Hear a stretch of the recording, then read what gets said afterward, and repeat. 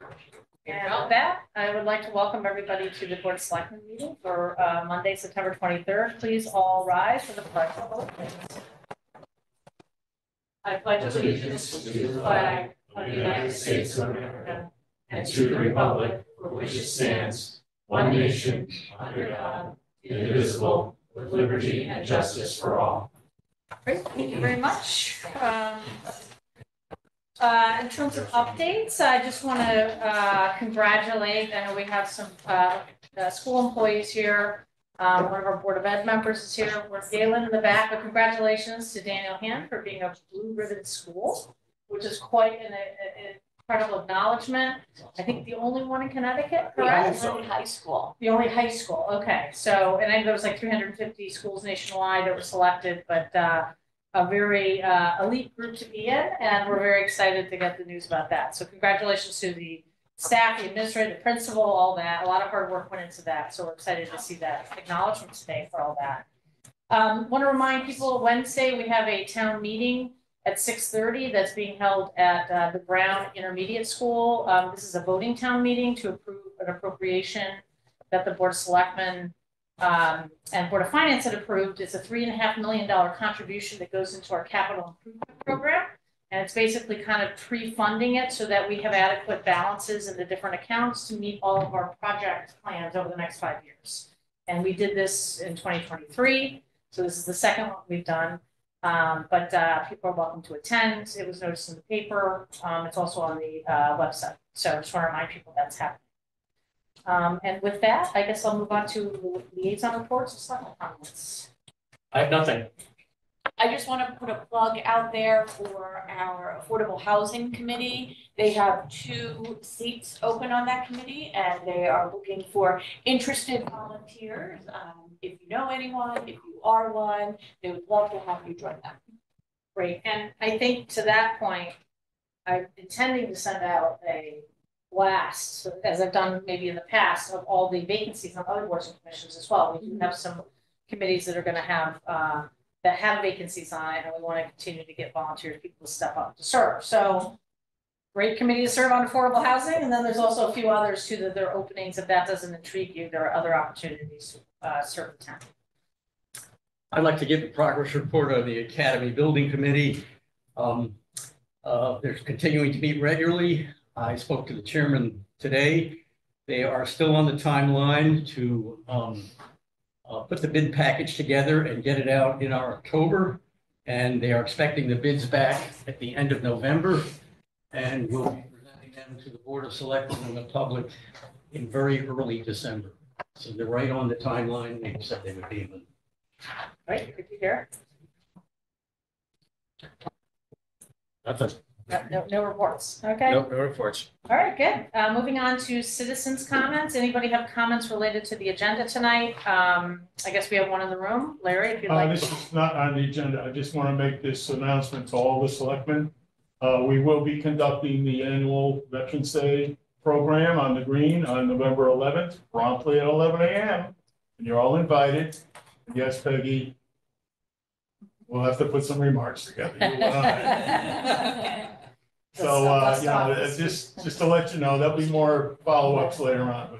But I was asked again to do it, so here I am. That's great, and that is always a really important day to commemorate. So looking forward to that. Any other citizens' comments in the room? And then going to anybody online. I don't know if we have any members of the public online. It doesn't look like we do. Or we nope. So with that, I will close out the citizen comment section, and we'll move on to the consent agenda. I'd like to make a motion to approve the consent agenda as presented. So moved. Second. Okay, any comments or questions? All in favor, say aye. Aye. Great, and thank you for this grant on early voting, another grant that we received from the state to help offset the cost for early voting. That's part of our consent agenda. Item number 7, update on the Polson HVAC renovation project from the facilities department. I also know we have Dr. Cook here and Galen. I assume, are you attending as well? And then we've got our facilities director, Peter Anderson, to talk about the Polson project. So I don't know, is there anybody else attending online for this project? Nope. Nope. Okay. And Ben Whitaker also started, our new construction manager. So, so great. Love to hear where this project is going. We've had a lot of conversation at the last meeting about the new school. There's been a lot of conversation about academy. I know you guys have been working behind the scenes a lot. And so just want to remind, there is a building committee for this though. That's correct, Do we have yes. any other, Galen, you're on that? Emily is on it, and Chief Fitzgerald as well. And, okay, great. So, so there is a group, a building committee that works on this as well. So this is going to be exactly the presentation that we gave the building committee a few weeks ago. When we were first doing the deep dive into the Polson project, the estimates were coming in far over what we could expend, which switched gears and started to have us do some serious value engineering. With that being said, Ben came up with some absolutely incredible ideas, which we're going to share with you guys now, how we can actually achieve everything that's in the scope of the project and maybe even a little bit more.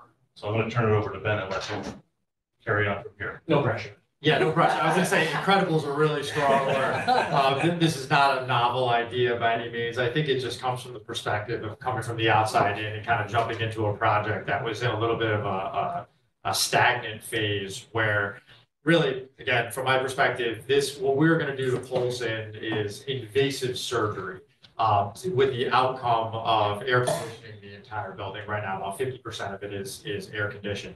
So the goal is to get the entire building air conditioned and also renovate some ancillary spaces for public use. So your auditorium, your gym, the areas that we want to showcase in the school.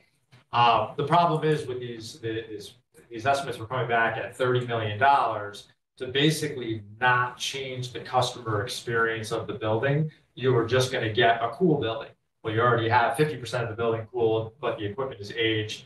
And the remedy was this really invasive approach where the style of units that were conditioning the spaces that are conditioned existing were getting changed, requires steel work, ripping off a good portion of the roof. Again, just very invasive. We were trying to figure out what to do with the population of the school. Are we going to move all the kids out of there? Are we going to do a school in phases? If anybody's done a major building project in phases in an occupied school before, nobody's ever happy with it. So kind of just started looking at this from a different direction. And it's always my intention when we go into a project, especially for something that's pushing, it's over $20 million. You want the building to look and feel like a new building or as close to a new building as possible when you're done. Here, I think a member of the public would walk in and they're going, wow, we spent $20 million. We have a new school. And you would walk in the building and wait, this looks like the same place I was last year. So the approach we took here is an incremental approach. It's almost like building a mini capital plan just for the school itself, but still keeping to the intent of the referendum. Obviously, that's the most important.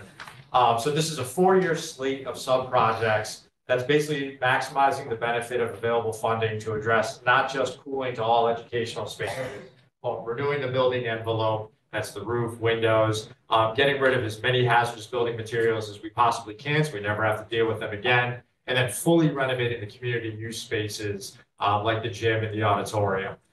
So it's a diverse mix of projects, give the school a new look and feel, and it'll reduce reliance on the pay-as-you-go capital funding system. So also what this will do is this takes a bunch of projects that are in our capital improvement plan anyway and knocks them all out using the bond referendum. So there's a couple benefits to this approach. One, the school is kept fully functional for the entire 4-year program. There's no moving of students and staff necessary. So that's really important from the superintendent's standpoint. One last thing to deal with a major construction project is we're going to do it all in place. Another nice thing, and I'll go through a spreadsheet in a minute that breaks down kind of a proposed project phasing, all these sub-projects as we're calling them, and some dollar values attached to them.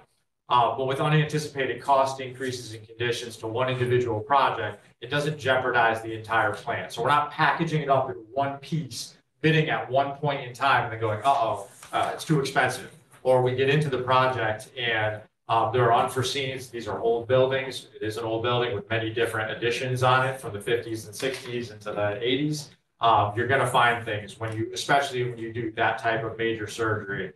So what this does is this mitigates that, because as you go through this project plan, If one, say, for example, your window project comes in over budget and you have to, put an additional 300,000 to that, it will impact the project down the line, but you've already done, I said windows because I was about halfway into the plan, but you've already done 3 or 4 projects before it.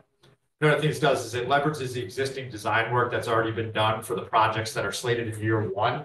Year 1 is the heavy lift, and we'll get into that. About $10 million of the plan right there. Obviously, we've spent a lot of money on design and consultants and construction managers and pre-construction costs to get to this point. We don't want to take that entire thing and throw it away. We want to reuse as much of that as we possibly can, and we have a good team in place. Let's use them and kind of repurpose them into getting year 1 done.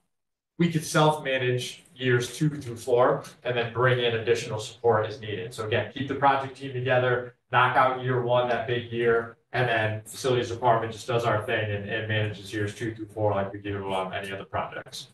Again, the projects are within the parameters of the existing approved referendum language.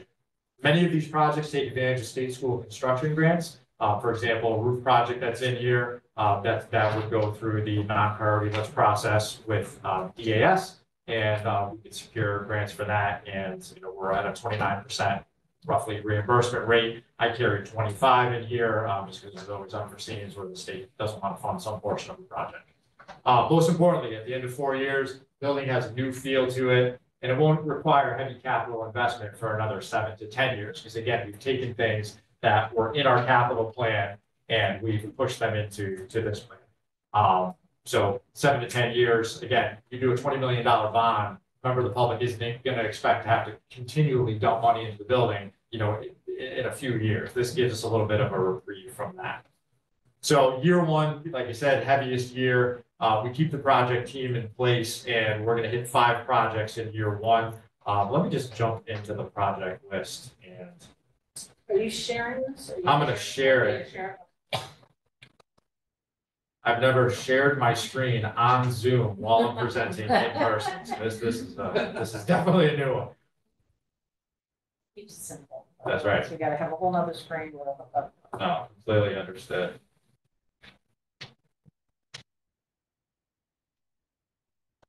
All right, so this was designed to be a handout up until this morning. I didn't know I was presenting it in this format. So again, it's kind of rough. I would have put together something PowerPoint-wise on this. The top part of this, the committee has seen this. This document has been distributed before, so some of you may have seen it already. The top is just a budget analysis where I was trying to get down to, while we take into account funds we've already spent on the project, what construction budget target we're trying to hit. It's important to note that this 21.4, which is the budget I'm trying to hit with all these projects, includes the funds coming back from Neck River. That's the 3.845 million that was pushed over to Neck River. That's recovering that. That's also $3.1 million for the generator project. So that's a combination of SIP funds, CNRE funds, and $1.5 million in federal and state grants, because that project is going to be an integral part of this 4-year plan. So again, I have this broken down into construction year on the left-hand column here. The next column is the project, quick summary of scope, budget, a local share, which is if for some of our projects that we're going to be applying for state grants, knock 25% off of that, and the local share is what remains. The rest is just kind of internal notes. I don't forget where I got these numbers from. So first and foremost, it's adding cooling to all the classrooms that are not currently cooled. So we're going to keep it pretty simple here. This is putting in VRF ductless split units. This is just a commercial version of what some of you might have in your homes. I've deployed this in other schools in the past. We want to try to maximize our value and hit a large number of classrooms. So what this does is with the VRF system, you can get 10, sometimes even 15 indoor units on one outdoor unit. So it's not like you're going to have a condenser outside for every single classroom. You run your line sets down, usually down the hallway, punch into each classroom, and you have your indoor unit in there. So that'll cool in those the two primary spots that aren't cooled right now. I call them the 2 old wings. They're from the original 1959 construction. They have exposed ceilings in the classroom, really easy to get to everything. And we would cool those using this system. So we're not touching anything on the ventilation side. The building continues to ventilate just like it always did, with exhaust fans constantly sucking out of the building. It's been doing that since new construction, and it works. So this is adding cooling to those areas. Second is replacing the HVAC in the spaces that are currently cooled. This is all the end-of-life equipment. They're gas furnaces with DX cooling, rooftop units, and what that's doing. Oh, let me mention the number on item 1 is about $3.5 million. That's based on about 45 spaces at 30,000 a space. The one-to-one replacements are just that now. We're not getting really fancy with these and putting in, the latest and greatest technology and reducting everything, cutting holes in the roof and putting new steel in. This is literally taking what's there now and replacing it. There's nothing wrong with it. They're tried and true systems. They're doing their job. That number right there is, I've got 1.9 in there. I found when I was reviewing this with the project team, there were actually some of the numbers I took while we were value engineering. I took their numbers to form the basis of some of these. The value engineering number didn't have a couple of those rooftops in it. So that number is actually going to be between 1.9, which it is now, and 3. The design team owes me a figure on that. The only reason I'm leaving it at the 1.9 on the low end for now is there's a project down below the windows that I believe is a little bit overfunded. So as a whole, we should still be fine. So leaving that where it is, but that's why it's in yellow. Next one, so we're moving away from air conditioning. That would be the air conditioning with the building, fully AC. And doable in an occupied building with the invasive work done over the summer. Adding those VRF ductless splits, the nice thing about those, just came off a huge project. And my last place with that, we did 250 of these units. We did them all second shift. The occupants never even knew we were there. And 250 classrooms, everybody very happy with it. Next one is the main gym renovation. So for the gym renovation, we're not just putting cooling in, which is really all we were doing with the last project. This is refurbishing the flooring. This is new bleachers. This is putting cooling in. This is doing lighting and any other miscellaneous work, even things like painting. So when you walk in there, 950,000 is the number we're carrying for that. You're going to walk into what is going to look, feel, and act like a brand new gym, and it's going to be cool. So this is the main gym, not the auxiliary gym. So in the original plan, the auxiliary gym was going to be cool too. We had to pick a favorite child on this one, so we took the main gym. So that'll become your showcase where you can host events and games and everything else. From what I understand, all the varsity games there are played as well. So that'll make that a very nice, usable space. And that's the shelter location too? Yeah, so Okay. yeah, so part of this project, and that actually is in the next line here, is Polson is going to become an emergency shelter. And part of that is a grant package that the operations department secured, emergency management, and that goes hand in hand with, see, a lot of these projects are tied together. So to install the new AC, we have to upgrade the electrical. So if you're going to put a generator in, that's going to do the whole building. You have switch gear for that. We may as well do the electrical before you do that as well. So they're all kind of pieced together, which is why they're all in year 1. It's because those things have to happen concurrently. So this is a full building generator, and this is upgrading the main service and main gear in the building to accommodate that generator. And it's going to be built to all the FEMA specs that are part of that grant program. So $3 million for that. There was 2.5 in the value engineering schedule. We're going to try to push as many costs as we can into that project because it's 50% funded by grants. So kind of a boring one, but a very important one since it's upgrading the building electrical there. Next one is auditorium renovation. So kind of in the same vein as the gym, the existing plan that was part of this 30 million was a kind of a limited scope renovation. It did accommodate adding cooling, but what this will do is this will fully renovate the space. So this is flooring. This is getting rid of the asbestos tile. This is getting rid of the asbestos that's in the ceiling coating in there. That's putting new lighting in. That's putting new seating in. This is new. By lighting, it's house lighting and production lighting. So this and doing work on the stage, refurbishing the stage, all new AV systems. This is making it so this will be a flagship auditorium in town when we're done with it there. So we carried 2.6 million, almost 2.7 million for that.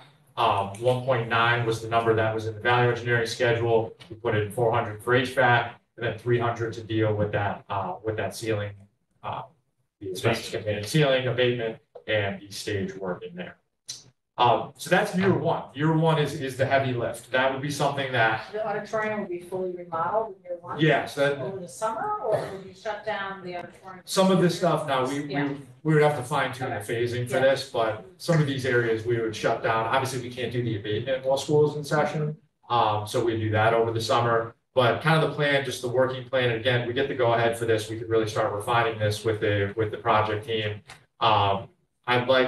I would estimate that this would start a year from January. So 2026, early 26. We'd order a lot of the long lead time equipment before that. Things like the generator right now, they're running 40 to 52 weeks. Yeah. A lot of the electrical switch gear, that's probably the longest lead time item. Some of them are even up to like 18 months. So we don't want to get that squared away and ordered first. So we would start prepping for what work we can during the school year. Then summer, switch over to any of the invasive work. We could play around with second shift schedules and things like that as well. But yeah, the goal is to have fully air conditioned gym, auditorium, electrical, generator in that first year to 18 months. So that down at the bottom here, I'll get to the summary, but we have about 10 million in year one right there. So that's keeping the project team in place and knocking those projects out, about 50% of them in that first year.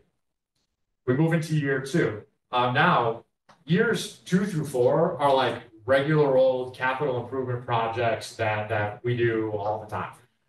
So the next one is abating all the existing flooring in the building.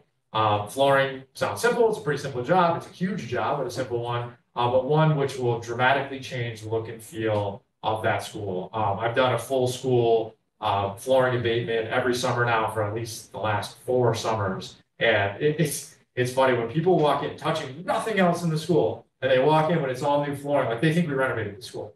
And then people start saying, oh, I love the new lights. I'm like, nah, those lights been there for 5 years. But if you don't do it, it's a simple thing. You walk through Polson now, it is tired. The flooring is tired. We've got carpet on top of asbestos containing tiles. You could only do that once because now you can't rip that carpet up again. I was at a district that will remain nameless that actually put carpet on top of carpet. You want to see a disaster? So you got to bite the bullet and just abate it. Well, and then Brown has all the form, right? Brown has, Yeah, yes. Yes, and that looks beautiful. That's I it. see Brown looks that. wonderful. Yeah, and the flooring makes a huge difference. Huge difference, yeah.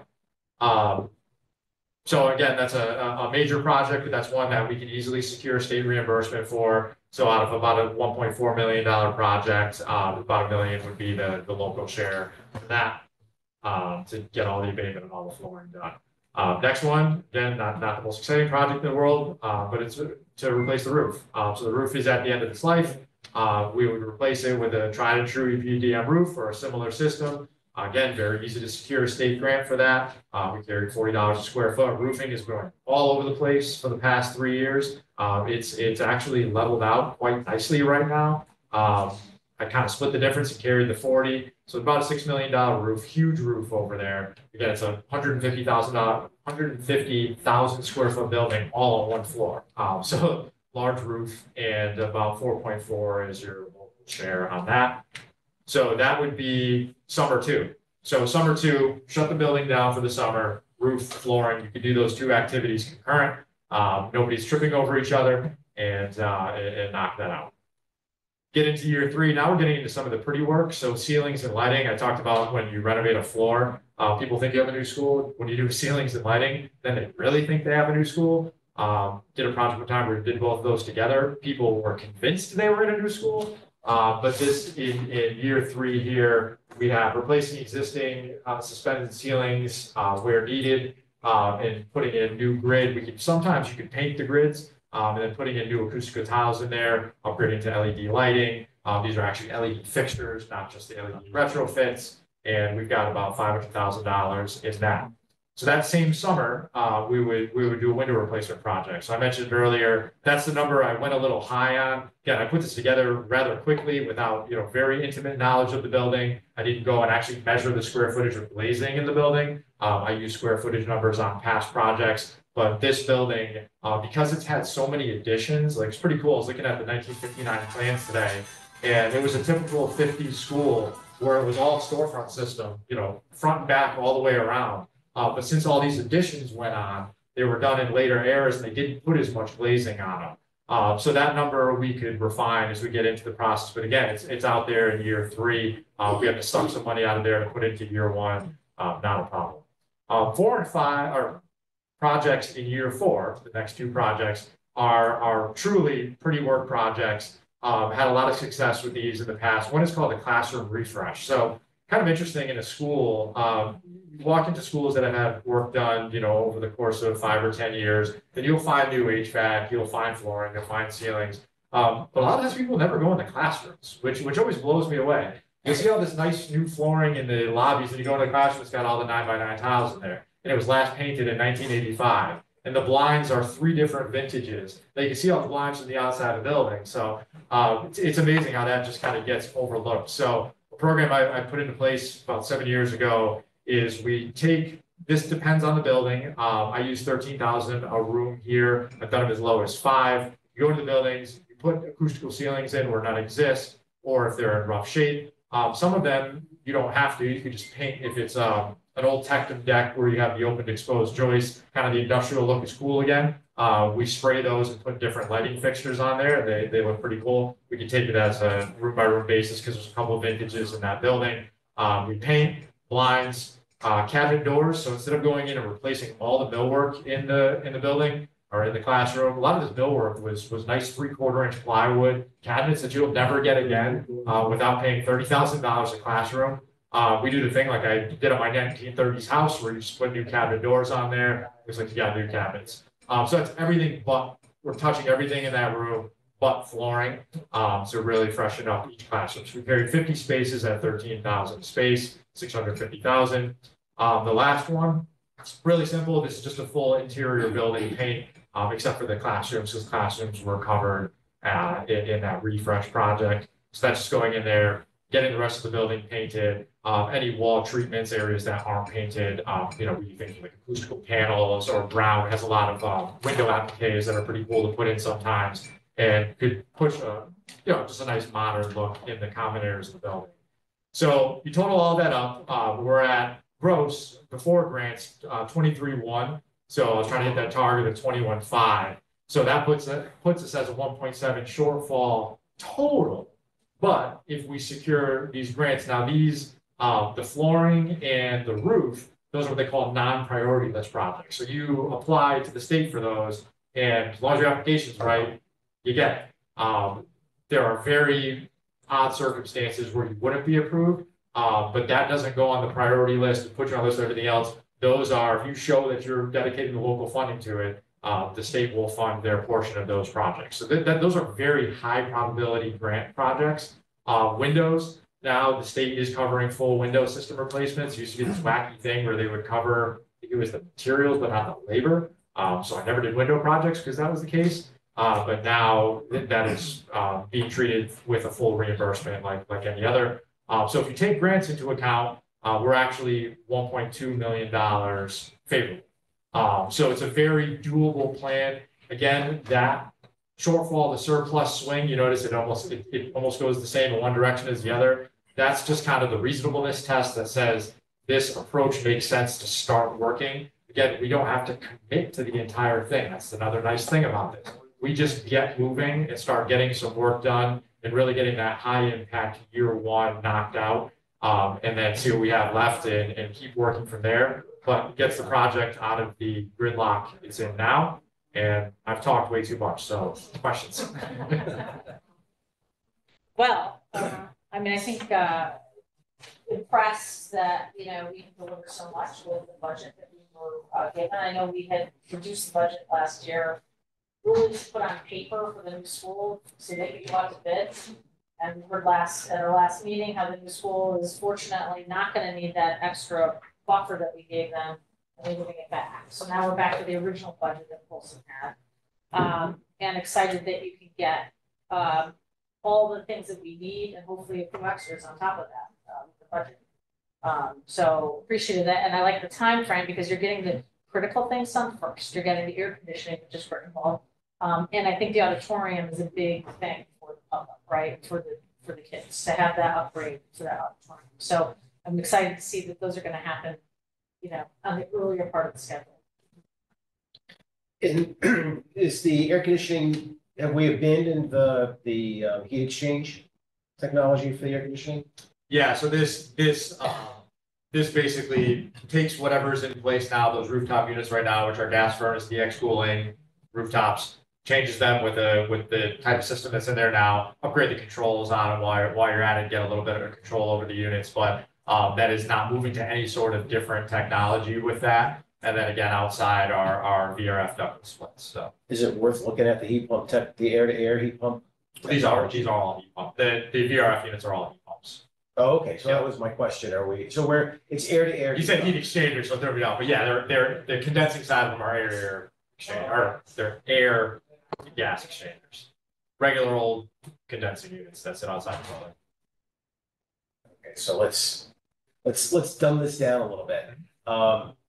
In a residential setting, a mini split, we would call a heat pump, right? Yep. It heats and cools. Correct. Are these new systems gonna heat and cool? They're the exact same thing.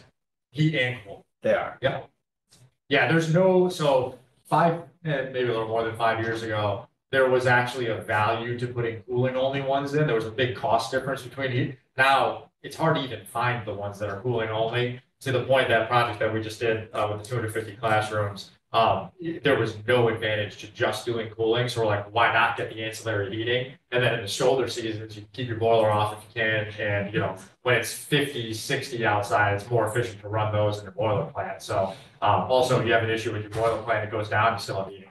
But you'll maintain the dual fuel capability, right? The boiler. You'll keep that in place and serviced and running. and- All classrooms will still maintain the oil radiant heat around the perimeter of the building. Yep. With proper control in it, you can balance what's gonna go one or the other. You can actually set those down farther to kick on it at a lower temperature, so that you're gonna be running those other classrooms, so 45 classrooms, you could be running them just off the heat pumps. Yeah, the dead of winter, you just shut them down, because they're not. So when we made the move, when we moved the money out of this project over to the Neck River School, we were confident that there was that money to give in the budget. And that we didn't need it. Now I hear you saying things have changed. Are we confident? Is this the number? Is this a firm number? These are, all these numbers that Ben has given you are from his experiences from as recently as last year. So these numbers are real. But let me build on what Bruce is saying, because I think you've been saying sort of off the cuff that I just put this together this morning. Sure. So at the end of the day, like, how comfortable are you right now with contingency? Yeah, so every one of those projects, and I didn't put the numbers together this morning, but we, for argument's sake, they've been out there for a month or so. Yeah. The numbers there are all based, what I call capital planning numbers. So they're not like, I went out and got a quote. These are based It's on. not up in the air, but it's sort of. Right, yeah, so they're more than, if we were building a capital project list for any building, 5 years out is a number that myself and my team kick around past projects and we tack a number in there, right? Then like 3 years out, you're starting to refine those numbers and maybe having some conversations with both designers and contractors. By the time you get down to year one, you're using data for projects that you've done in the past 1 to 3 years, and you're validating through other numbers. So those numbers came from two different places. One were budget numbers from projects that like Peter said, that I've done within the past few years. Two are numbers that were directly from the schedule that Gilbane put together. That was the basis of that $30 million quote. So many of those things were pulled right out of there, and they're noted in there. Because some of them have been doctored, so I'm not going to say Gilbane would kill me if I said they're Gilbane's numbers. This So is part of the I did reference in there. We took that number and added this to it. So they're solid. They're solid budget numbers, and again, they're flexible based on when this hasn't been fully designed yet either. But these are enough. The numbers have enough cushion in them to run with, and if phase one has extra money left on it, then you could ramp up into the next phase. And it gives you that left over. Or vice versa. Or vice versa. Drop things. Absolutely. So notice like the last one was the building painting, right? Right. So that's $250,000 right there, that if we had to push into year one, you do it. And then you hope maybe you pick it up in year three at another project. It's the same thing with any capital project list for any building, but the year one numbers on there are real numbers. Yeah. I think that there was a little bit, when we this was presented last year, right, Polson? The technology, I don't remember the specifics of what was being proposed, but my understanding, there was a couple of components of that system that we were looking at that just, it was like a 25% price increase or something that came into it, and part of that was adopting, I guess, that was gonna be done. Yeah, it was, yeah, so there was some of the previous design where when they came back out, the market just went nuts. And so I think that they had to go back and look at it again, say, okay, how do we look at this a little differently? And now you come up with this other solution, which I think is, still gets it done, gets the job done, right? And keeps us within the budget. I think the way to look at it is, it's a 4-year capital plan that's funded by a bond. And is authorized by a referendum instead of a capital plan where every year you would come in and say, okay, now I need year 2. Now, you know, whenever you do a 5-year, 10-year, however many year plan, there's always gonna be changes along the way. This is just saying, this is our plan for the next 4 years, and our funding is secured, and we're sticking to the flavor of the referendum. Do we have any time constraints on how quickly we issue the bonds? I don't believe so. I actually wrote myself a note to just confirm that with our bond attorney. Well, and I think we also need to go through the funding, because if grants, as we know, are offset the bonding, that's a requirement in the referendum, so we need to kind of work through, you know, all of that. But that doesn't impact year 1, right? Yeah. It's more years 3 and 4, depending on those other things that we tacked on. So I think we need to work through about how we manage that, with the dates and the grants and all that stuff. Years 2 through 4. Yeah, yeah, but I guess, so when would you go out to bid for year 1? Because year 1 is not gonna be summer 2025, it's gonna be summer 2026, right? Correct. Yeah. So again, that would be something when we get the project team on Yeah. board with this. They've been briefed conceptually on this. Yeah. They haven't done any work to this. They're basically stopped until we provide them some direction. It would be, I guess the benefit of having like a Gilbane on board with this is they can advise how to package these different bid packages. Because we might even get a package out early for the electrical, and the nice thing is that's pretty much all been designed from what I understand. So I think that one could get out rather quickly. And we get that on order for these long lead time items. But for the work that would happen in 26 forward, we'd be talking, you know, about a year from now. And again, we can push it up if we find some way to, you know, if we get the design recalibrated sooner. Right, because I think also we have to be conscious, we need to talk about the federal grant timeline too. And that, we've received that funding, correct? To purchase the generator? Did we actually get that? Yeah. Yeah. So we have the funding there for the generator, but we know we're not gonna have to receive the generator, right? Because it's like, the lead time is like 2 years. Well, that's why we Yeah, can say. but that would be good to get, you know, the order in, we've got the funding in Yep. place, everything's secured, it doesn't involve waiting for bonding or anything like that, so. But that's all stuff that we can work out, you know, how to move forward. I got a chance to talk to Seth back and forth via text today, and he's dealing with a health issue in his family, but he's the chair of the Board of Ed, super supportive, it sounds like. I'm assuming the Board of Ed has already discussed it in detail and is supportive, but I guess one nuanced question I have for you, because you brought it up, was around the consistency message. You know, I guess, has that been discussed in the context of the Board of Ed building committee and the team and all that? You know, because I would think at some point we want the building to look and feel the same, different. And is there an opportunity to maximize the consistency, getting all the rooms to look the same? But you were saying there's, you know, we can sort of work with what we have type of thing, but Yeah. is there a better way to do that, I guess? Well, you're from an aesthetic standpoint, those are all in the out years. So your year 1 and 2, your big kind of customer impact ones, or year 1 are going to be the gym and the auditorium, and those are like unique beasts, right? Yeah. So those would be your 2 spaces that would have an aesthetic element to it. That's where you're picking different types of furniture and flooring selections and that kind of thing. The HVAC stuff really doesn't have a tangible element to it. Certainly not things like the roof or whatever, but yeah, it's Lighting and roofing, lighting and ceiling stuff as well. yeah, yep. So that's something that we would work on doing a consistent approach throughout. Doesn't As much as you can. Yeah, it doesn't make any sense to use different products. And even the last district I was at, we picked a style, about 6 years ago, and they did a project this summer with that same style. I mean, it hasn't gone out of favor yet. It's simple stuff. We try to use things that are, easy to replace. They're not super custom. And so if, they stop making ceiling tile 4872, 4873 is pretty close, so you can move them around if you have to. But yeah, definitely, we would want to make the school feel as consistent as possible. All black and yellow, All black. black and gold. Gold. Yes. Any other I'm gonna get fried for that one, I know. And then, okay, I said I do have gold. one more question, sorry, so you guys may not have gotten to this point, so forgive me, but Stacey, it might even be for you too, but just how is this then gonna get coordinated with CIP in the planning process? I'm assuming that lots of these projects are already in CIP right now. Yeah, so that's the beauty of it, is anything that's in here, none of these, I think any of these projects except for the roof are in the 5-year, Right, but some they're were more in they were in the out years, the 6 through 10. But the roof is, I think, right? No, it was not. That's right, the Oh, roof was in 6. Yeah, I think the Okay, it was design in was in 6. 5 and the Okay. roof was in 6. So next year, though, that would have fallen into the budget. It would have So gone that in. helps.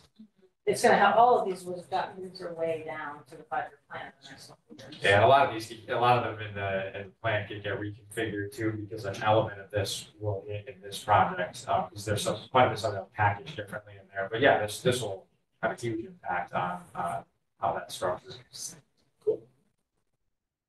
Okay, well, and I guess then just the next steps would be, when you guys are ready for that first bid package, right? I think you come back and update us on the timeline. You're going out to bid for X, Y, and Z, right? Contracts, all that kind of stuff. So, but thank you for all the hard work. I know it was a little bit of a, challenge to kind of make it work. And now I think you come up with something even better. We're going to get a lot. It's going to help our CIP plan a lot more too. So that's fantastic. So Welcome thank back you. to the team. Yeah, thank you. Yeah, Yeah. like taking a risk right off the bat, huh? Hit the ground running. Yeah, You just know who to blame. Yeah, right. Yeah. I got some other problems. I gotta go. All right, great. Well, thank you. Thank you, All right, we appreciate look it. forward to the next update. So, okay, item number 8 is discuss and take action to allocate $81,500 for the planning reserve for the following projects. $11,500 for the Madison DPW Yard site feasibility study as recommended by the Executive Director of Operations, approved by Board of Finance 9/18/24. So that was on their agenda last week. And then this one didn't get on there. $70,000 for design services for pedestrian improvements to West Wharf up to Boston Post Road, budgeted in CIP fiscal year 2025. Second. Okay, and so the DPW, just want to highlight, I know Sam's here for multiple things on here, but we are still working on this town garage, because I think the first plan was quite spendy, and we were trying to find something more cost effective. We had a lot of, we worked with the water company, and we were grateful that they're actually going to move the water line that was, goes right across the thing. That's great. They're done. And that's a huge cost savings to the project, and it also allows us to like focus on sequencing a little bit differently. Yeah. So this money is gonna go back to looking at it now a little differently and trying to get the budget down more manageable for CIP, because right now it was some big number. And it was not a sustainable number, so now we're trying to come up with a better project. And then the pedestrian improvement, this is, if you recall, there was a study done, bike ped study done, we wanna connect Surf Club to downtown.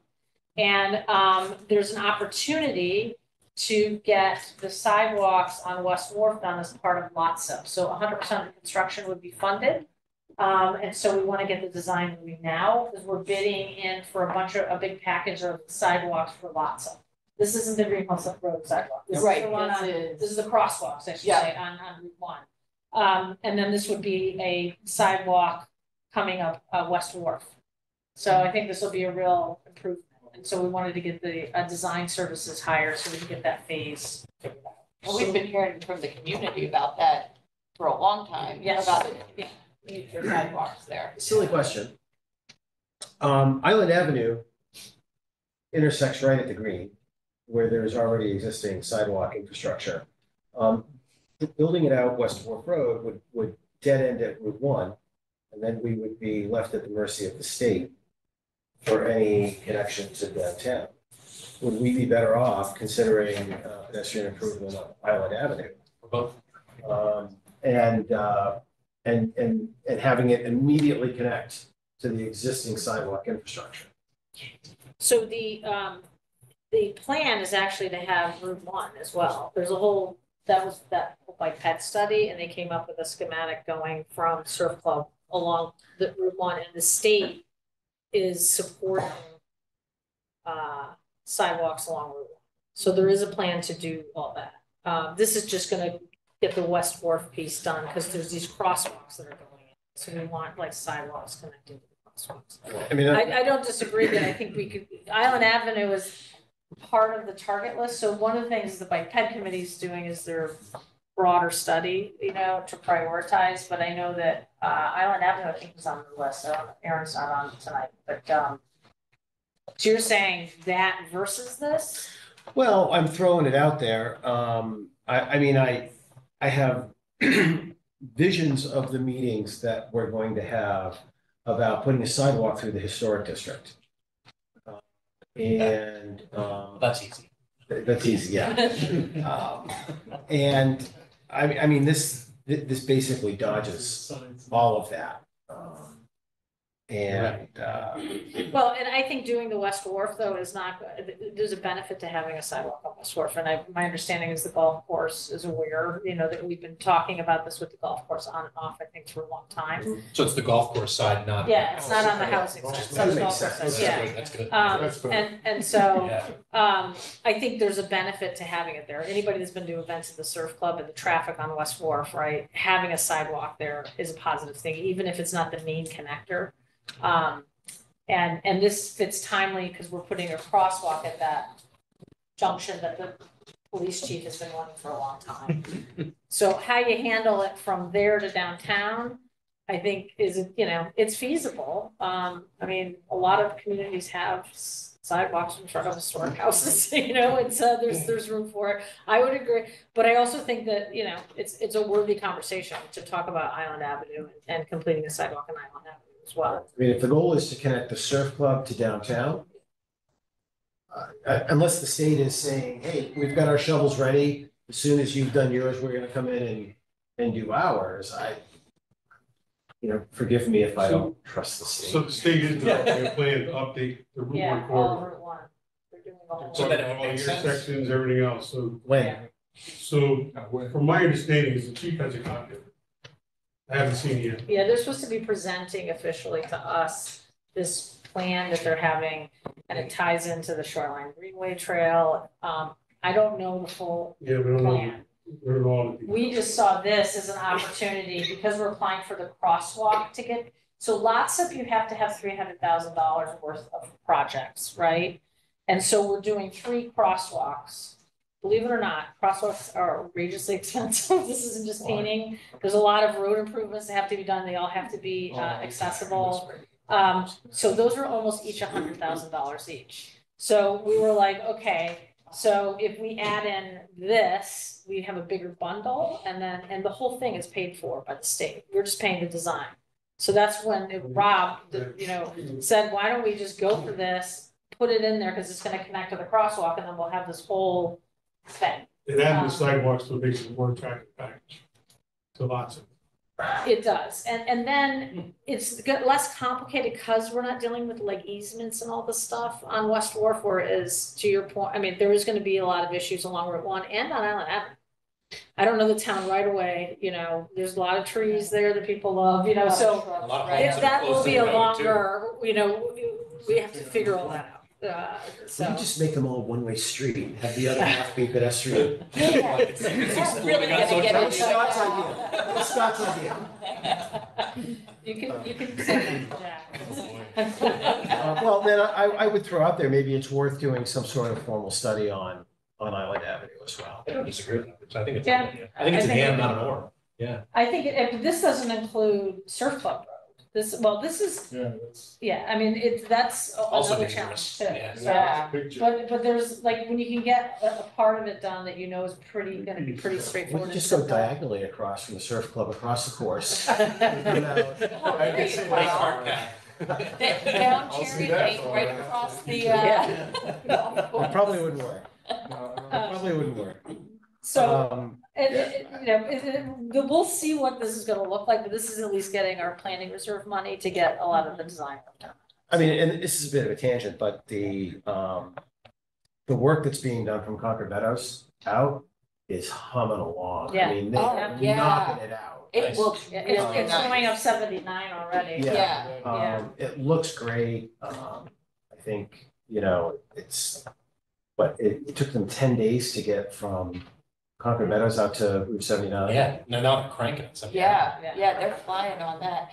And that was money we received 2 or 3 years ago, so it just the process of, and that did involve some easements and, designing and so that's why it's like, let's just get moving, get the designs going and so, okay, with that then, all in favor of approving item number 8, say aye. Aye. Okay, great. So Rob, I don't know if Rob is on. He is on. Oh, all right, well, tell Rob he got his money, so. Rob, you All right, good. Okay, item number 9 is ARPA. Discuss the status of ARPA funds balance. So we are getting towards the end of the ARPA funding, just to, reminding the town that we received $5.3 million back in 2021. And this was funding from the government that was helping us to recover from the pandemic. And it was to invest in the community and also just, provide assistance to towns that were struggling.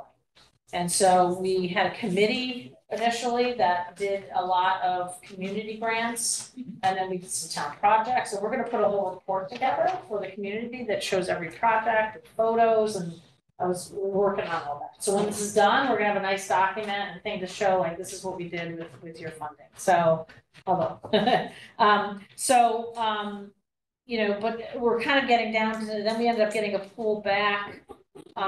And we opened it up again a little bit to people who had reached out before when the window had closed and they missed that window. And so some of them had reapplied. And so we'll talk about this. So I guess the balance, Stacey, if you just want to walk through where we are with the balance for the funds and we can talk about the return. Yeah, so the unallocated balance right now is 275,000. For the next agenda item, which will be hopefully modified of 62,000, we will have 338,000 available to discuss the following projects to see what we want to do with the 338 at this point. And then I think, as you can see, the requests are more than what the balance is. Yes. And one of the reasons we have to kind of is you have to have basically like a purchase order. You have to have the money secured to a specific project by the end of this year, and you have to spend it. It has to be out of the bank account by 2026, but we have to get everything secured by the end of this year, December 31st, 2024. So we gotta, we don't want to give any money back to the government, right? We want to keep it. So we're trying to get everything, like whatever we can get assured and locked up as quickly as possible. We want to do that so we don't lose the funding. So the discussion is on the projects? Are we? So this is the balance. So then, if it's okay, I'll move on to item 10, and then I'll talk a little bit about the balance, because we were giving some more, we have some things where we realized that the project wasn't as expensive as we thought, or we decided it was not a feasible project. So we've been kind of giving things back to the fund if we couldn't use it, and then reallocating it. So, so item number 10 is discuss and take action to approve the return of ARPA project balances totaling, and I'm going to amend this in motion to $62,756 to the ARPA fund. And that foots with the new handout you got, and I'll explain this. So we've been talking for a while. We've allocated a bunch of money for the downtown project, getting the poles down and everything. and we still had one outstanding invoice. We never got a bill from Comcast for the work that they had done, and we kept calling them to get the bill so we could close everything out. And this started like a year ago or 6 months ago. Never got it. So we said, you know what, let's just give the money back so we can put it on something else, and then if we get a bill, we'll that's have to appropriate for it. Because I didn't want to like lose them, hold this money, and then at the end of the year, we, lose it. So of course, Friday, after the packet went out and the agenda was, Rob gets an email from Comcast with a bill for, I don't know, what was it, $78,000? $78,000. So we're obligated to pay that. We had allocated 90. And so that's why I had to adjust that number so that what was 90 is now $11,756. So that reduced that. The second thing, we had agreed we wanted to do this wastewater treatment study. We'd allocated ARPA funds a while ago. EDC wants to do it, but it's just been slow going, getting feedback on the RFP. We haven't even I have a draft and it was sent to the EDC, but just agreeing on what's going to be in it. We still don't have to launch the RFP and see what the pricing comes back. So my thought was we have plenty of money in the planning reserve. Why don't we just use that money, because we have over $300,000 because we also got the grant money back from the wastewater facility study that cost us $160,000, and we had a grant that gave, they rebated us back half of that, so that money went back at the planning reserve. So long story short, I just said, let's use that ARPA funding for other things, and then we'll use the planning reserve when we know what the number's gonna be for the downtown study. So I thought, let's give that back. So that's what the $62,000 is. So that's, if everybody's comfortable with that. We don't have a choice on the, electric one or the downtown center, but the wastewater treatment, are you guys okay using the planning reserve when we have a draft RFP, EDC's reviewing it? We'll probably launch it in October, and then it could come back at $70,000, or it could come back at $40,000. So we'll just use the planning reserve.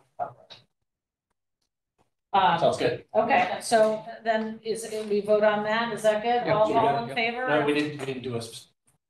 No, I made a motion.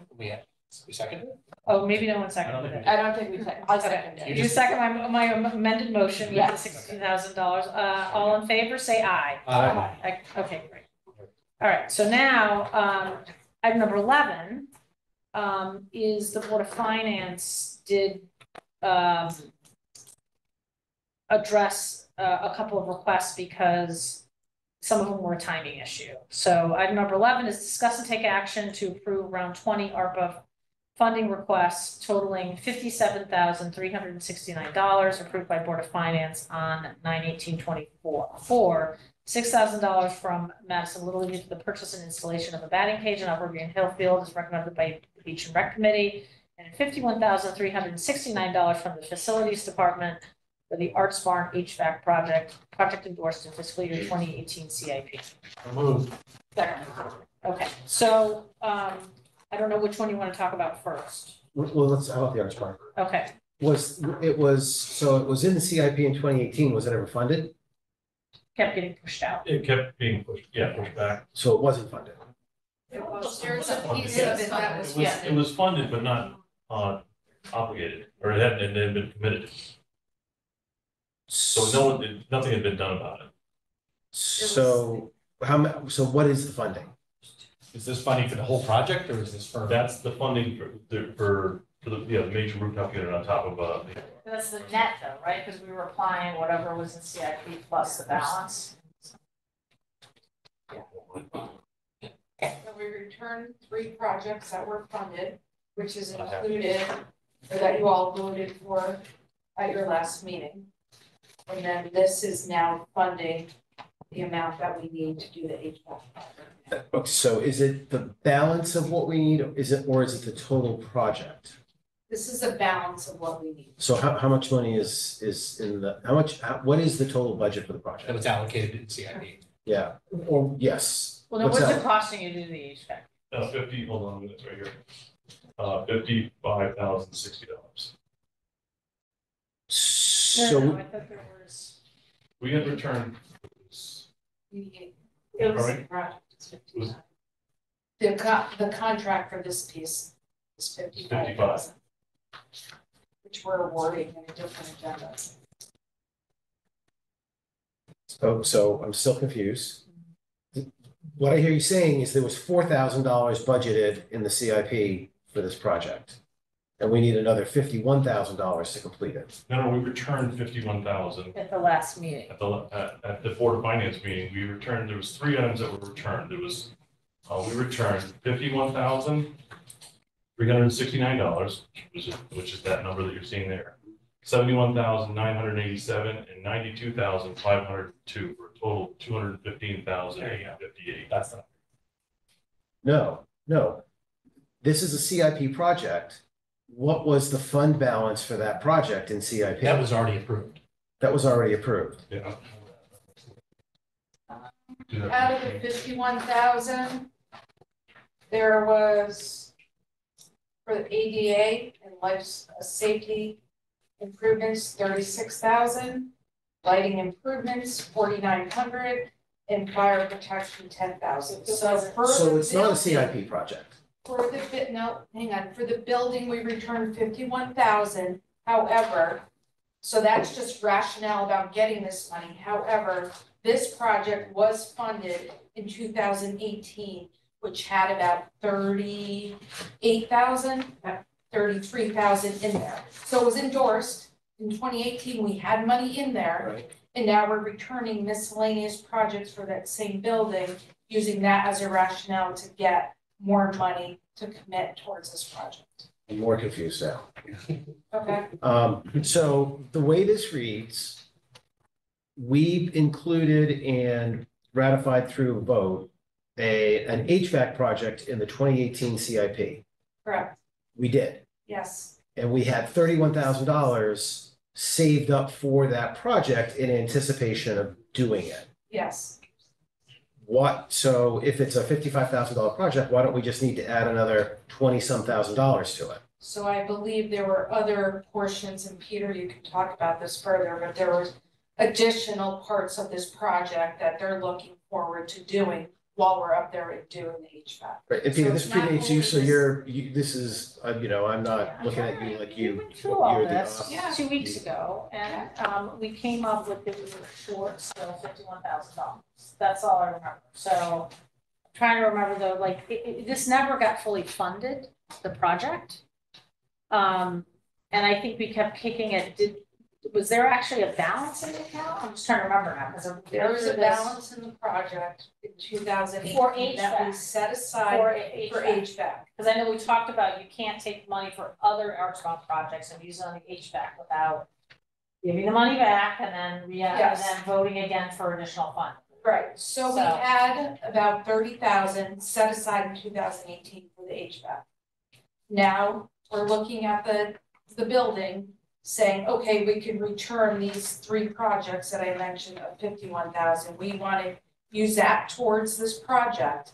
So the 51,000 plus the 30,000 that was set aside in 2018 will help with this project now. But that makes $80-some thousand dollars. Exactly. And it's a $55,000 project. But there are additional items Yes. There's- that the facilities It's department above and beyond said. the HVAC. Yeah. There are other contracts. The main contract that you'll see tonight is, I believe, 55,000. That's right. But there's more to the project. Yeah, there's more to the project. That the So there's facilities total department believes that we. He's gonna do, there's that one, I thought he's doing more than one unit, So, right? well, So, there's actually 3 units on Yeah. top. We've done one out of capital, my planned cycle maintenance, but it was a smaller unit that was on the side. The big one on top, which is the $55,000 rooftop unit, has failed. We have heat, we've lost all the AC. So the rooftop unit is, Winter is coming. well, there's, we it's have, within the 6th grade we have- dance in we have- there. Screw job. the unit is not replaced. I get it. So that is one unit. There is another unit on the other side that has still yet to be replaced. And But we're they're still saying, using the let's- 30-something Yes, dollars. we're still We are. using it. Okay, They're yeah. just saying- Let's get the this other one ARPA done money too. One will equals pay total for the project. total project. So this really is an I get it. $80-some thousand dollar Exactly. project. Yes, I get it. I It's get it. not a $55,000 Correct. project. This first phase is 55. But the total project is an Yes. 80-some. So we're still using the 30-something in Yes. And CIP. so, just for public clarity, then, we're using some ARPA funds Yeah. to complete the project and some CIP funds to Mhm. complete the project. ARPA is the 51,369, and then the balance of that $80,000 project is coming from CIP, planned and site Yes. maintenance. Okay, It's like The CIP 2018 funding. okay, perfect. Now I'm, But it's Now I'm saving correct. us future because we're doing another unit that hasn't failed but needs to be replaced. So it's cheaper to get them both done now. That's why they want to do both versus just replace the failed unit. That's all. I get that, I was I trying know, to it was a reconcile the little money and. Just the confusing, I basic know. math. Yeah, I And know. It was a I little- was I was trying to worried remember that there too. was some scope creep in this and, No. and it's not, but No, But- you're right. but I think I- We'll have a total of over $80,000. We're awarding a contract tonight of $55,000. To Peter's point, the balance will be either through a change order or an additional contract for the difference. For these other couple of things. Exactly. Yeah. I'm good. Okay. Yeah. A little league. So that was the other thing we were gonna talk about. So, I know that this is their second request for, ARPA funds. The first was the light project, which was a big project. They also made a huge contribution. I think they matched half of the project cost last time. Upwards of 100 grand. Yeah, it was half the project cost. So I know we were looking at, trying to take care of people who have not done requests. But they had a timing issue, because this had to go through both boards, plus they needed to nail down what their donation was gonna be, so. John added them to the Board of Finance agenda. And so when I talked to John about this, we kind of, in the past, we've kind of taken this 30% approach, to community requests sometimes. So I just suggested, why don't we just apply that to this, rather than the whole thing, because they do have a lot of matching funds. I will say also, this is an investment in a town facility ultimately. The town's gonna own these, batting cages, so it's making an improvement on town property. So what is the upper? It's Upper Green Hill. It's the one that's baseball and softball. I was gonna say. Right on it's the road. It's the softball field. Put out the road. Softball, yeah. So the Board of Finance did approve the $6,000. Do we have similar facilities at other Little League fields? We have them at Lowry, exchange. JC, and we have the lower Polson field has batting cages for the hand team and for softball. Nelson has batting cages. Will this do double duty as softball as well? I mean, is it any? It'll be able to be both, I believe. It's both, right? This will be primarily for softball. Mainly softball. Okay. Because it's a skin field anyway. Yeah. Yes. So I'm those good. are the two for, that, it was kind of, Board of Finance had kind of, taken the practice first, so, all right. Well, I think the reason why we would do this too Yeah. is an appreciation for what Little League's already done in terms of their investment in the community. So I think this is, I'm okay.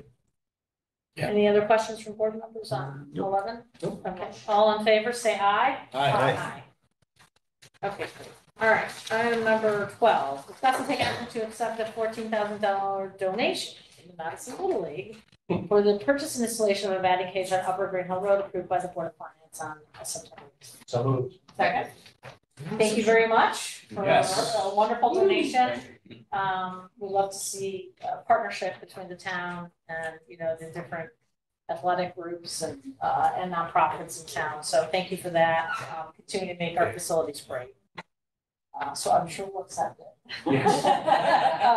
All in favor, say aye. Aye. Thank you very With much. gratitude. Yeah, thanks. So I think it's great. So excited to see, that's gonna happen pretty quickly now, right? You can get that moving. All right, item number 13, discuss and take action to accept a recommendation to Facilities Department to award a contract to Tucker Mechanical in the amount of $55,060 with pricing based on state DAS contract, the direct replacement of the Arts Barn rooftop HVAC unit, and to authorize the first selectman to sign all contracts and documents associated with this award budgeted in fiscal year 2018 CIP. So moved. Second. Okay, we just talked about this, so now we Yep. understand it. Yep. All in favor, say aye. Aye. Great, so we can get that thing moving. Yep. Is that done? Item number 14, discuss and take action to approve a round 21 ARPA funding request pending Board of Finance approval.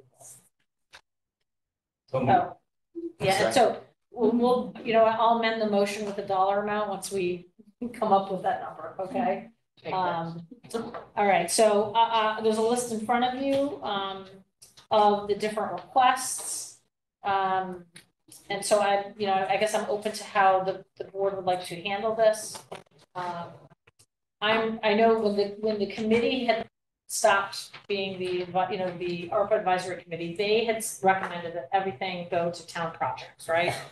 And I think we felt at the time, we still wanted to be open to some community requests, but I thought, let's go through the town projects first, and then once there's some funding available after that, then we can talk about the community projects. Peggy, I just want to make sure I understand this list. We can't approve everything on this list because we don't have enough negative money. balance. That's Right. Right. And I did send around some suggestions that would get us through this, and it would have a small balance, and then we can kind of see where some, we're gonna continue to get dribs and drabs left over from other ARPA projects as they close out. So we might have another pool of money in November that we can finally do a final allocation. So, Do you want to just walk through that maybe, just quickly? Is that your email? yeah, that was my email. So, I think the first, if we want to start out with the town department, and we can vote all at the end if you want. We can, Yeah, maybe we go through them all Yeah. first and then. Okay, so the town departments, this is the programmable community sign that we want to put by the ambulance center, electronic community sign. Most surrounding communities have that, so we got an actual quote, and then you'll see in your packet, which I didn't bring, I didn't bring printouts of that. It's in your packet. What it would look like. Sam, do you have the printout? This is the- Hold up. It looks really nice. It was in the packet, right? Yes, it was in the packet, and it does look really nice, and It kind of matches the style of everything. I Yes, it's very. I really like it. I think we could use it in place of the standalone.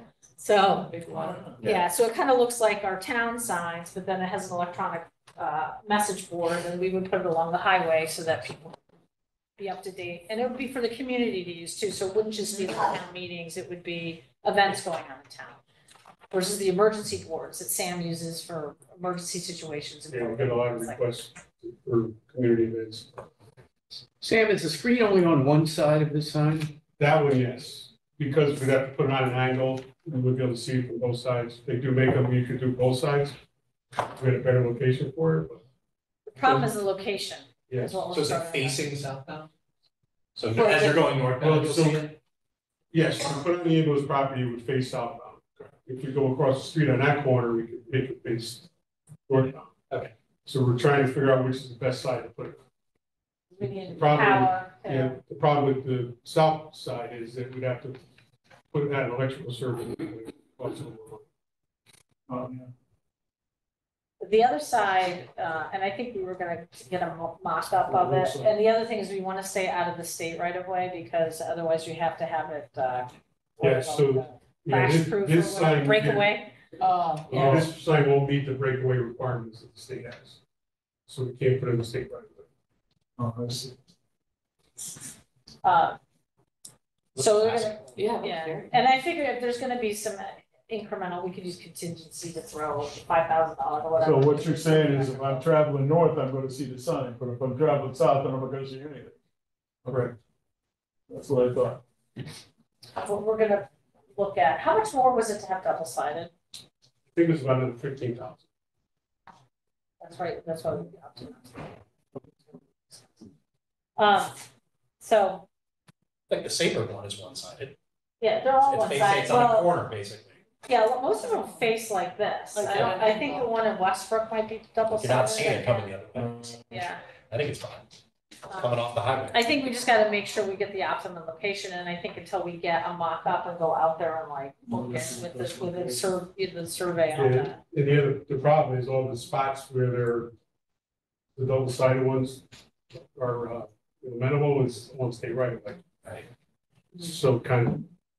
Cause Cause a breakaway sign is basically like two little poles and it looks like a TV. You can't put it- It would not look very good. Yeah, that, Could you put it on the down grade?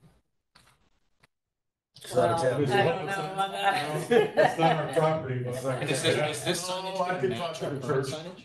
Yeah, that's why we asked them to Then design you gotta something. deal with that would- historic yeah. districts. And it Well, also that's matches the the kind of outside with the. Yeah. with the So- stone. I love that. Yeah. Location issues aside, I think we should set aside this money Yes, Yeah. totally, for it. yes. there's so Agreed. many great uses for this, reminders, Yeah. like, you know. Yeah, your birthday. My Yeah. birthday, exactly. Yeah, I think this will be a win-win, because I think people want this, and we'll figure out the placement. Yep. And like I said, we can always cover any incidental costs above this, but, you know, the bulk of it will be covered by. All right, let's go to the next one. All right, we did the RTU, so I will let Austin talk about, we tried to look for things in CIP, and we looked through our equipment list, and this was one, the paint machine. I'll let Austin talk to this, but was identified as this would be like a really nice thing to have. Bring it up, it would reduce labor, you know, for line painting, but you wanna, Yeah, so, you know all the fields that we maintain in town. Over a dozen like parks that we paint. In those dozen parks, there's multiple fields that we paint. So Salt Meadow has, 9 soccer fields and lacrosse fields on it. Exchange, same thing. So, our paint machines now are 10+ years old and get used every day. These handheld ones, like. Not exactly, but yeah, pretty close, pretty close. So, multiple times a week from March to Thanksgiving. And they're heavy. They're difficult to transport, difficult for the guys to move and push around. So this would definitely ease the load on the staff. It's still painting fields, you're still walking behind it and painting it, but the machines we have now are 10+ years old. This would be a huge replacement for that. Is this one machine or is this replacing multiple? So we have 2. This will hopefully get the same 2. So 2 more. Yeah. Well, we're replacing, it's in the replacement. cycle, so, Cycle, but so. they're, yeah, so. When we say replace, you're gonna keep the 2 old units Backup. as backup and or surge, just to be able to get more coverage. Yeah, there's definitely times of the year for like missed soccer tournament, where we're out painting, multiple fields on multiple different sites that would allow us to do that. So this is one where we kind of went through the CIP list and said, how can we help CIP? Yep, good. So. Good. So that's that. Is everybody good with that one? Definitely. Yeah, okay. Can we put in field line paint machine? Because I had visions of you use it like a spraying a house kind of thing. And I'm like, why do we need You this? call it that, sure. So, yeah, I know. What are those things, Weber? Okay, so the next one is more signage stuff, the wayfinding signs, additional funds for solar lighting. So, what happened was the money that, Erin had received for the town signs. She ended up, we felt like there was some leftover money that, we felt we really needed to replace the sign at the town campus. It had it was damaged and it was kind of falling apart. So we said, let's take, instead of doing the lighting, because we weren't quite sure what lighting we were gonna be able to get that was gonna function. Because the one in, I guess Guilford has solar lighting and they've been having some issues with it. She went and got that sign down there. And so she's coming back and saying, if you want lighting, on the signs, this is how much you need. Do we have a new type of lighting that's different from what Guilford? was My using? understanding was, yeah, she was looking into that, she talked to the vendor, so there might be better options, because it, you know, I guess I don't know what the deal is, but anyway, she went ahead and used the funds that were, the balance of the funds to do the sign-on fund, which I think was important, so, so this is just an additional, money for the solar, to put solar lighting. Okay? Yep. The Public Works equipment package, so this actually kind of originated from the highway superintendent with Sam, so I'll let you guys talk about it. And so currently we have no way of diagnosing any problems with our big trucks. So one of the things on here is a scanner, with a laptop that would be able to tell us what the problem is and fix it. Right now, you either have to go over and try to use Guilford's or take it to a dealer, and it ends up costing money. I know recently they just were able to, bring the Mac over to Guilford, and it saved us probably $2,000, not taking it to a dealer. The dealer in Bridgeport's kind of I'm not gonna say anything, but it's not easy to work with. So along with that, we are gonna try to start doing some of the police maintenance on their vehicles. So we want to get a tire changing machine. So right now, I forget what it's costing them, but it's about $300 a tire to go out and have it changed. So That includes the tire. That's not the cost to change the yeah, tire. but most places will put it on and change it for you for free. They say it's included in the cost of the I tire. we could join customers in town and. But Can we get a business? so Lieutenant Muller has got a place where we can get the tires wholesale, and it's probably about 60% of the retail cost. So if we have the ability to change them ourselves, we're gonna save some money there. Do some oil changes for them as well. And I know Chief Drum's maintenance budget is always going over, so hopefully this will help them. So we have that. So what do we need for do you need a lift? Is that what? So we need an extra lift, because now there's gonna be more volume. And instead of buying a 12,000 pound lift like we had, we up the capacity to 18,000. So we could put some of the smaller trucks on, not the big trucks, like the trucks for building the grounds use and stuff like that will have the capacity to do that. There was a schedule, right, of all the different. Yes. We built that up in the packet, right? I remember we talked about what each Was- thing would cost, so it should be on there. Was that in our packet? Should have. Yeah. been. I'm not sure what the detail is, but I do have it now. Yeah, why don't you just read through, just so they understand like what each, it's a bundle of stuff. It's not just one lift cost, it's like a bunch of different Yeah, things. so it was so it was 18,000 pounds lift, it was like around 24,000, so over $24,000. The wheel changer and balancers, like 20,500. And then the scanner for the truck is 10,280, probably $2,000 for a rugged laptop. That comes up to about $56,000. The extra $3,000 we could use to buy some tools. So most of the hand tools at the garage are owned by the employees. Town doesn't have many tools of their own, so if they left tomorrow, we'd be scraping for tools to fix things. But that is the way of automotive mechanics. They usually bring their own tools because the shop tools have a way of walking out the shop. And that's why. And they're probably not the best tools either. It's true in the private sector. Pardon? It's true in the private sector, yes. Yeah. You know, when you go into the public, the requirement to bring your own toolbox in changes dramatically. That's all built into job description and requirements on employment. You know, you're talking our current mechanics. His toolbox probably cost him about $60,000 over the 40 years he's worked here. So. He locks it up.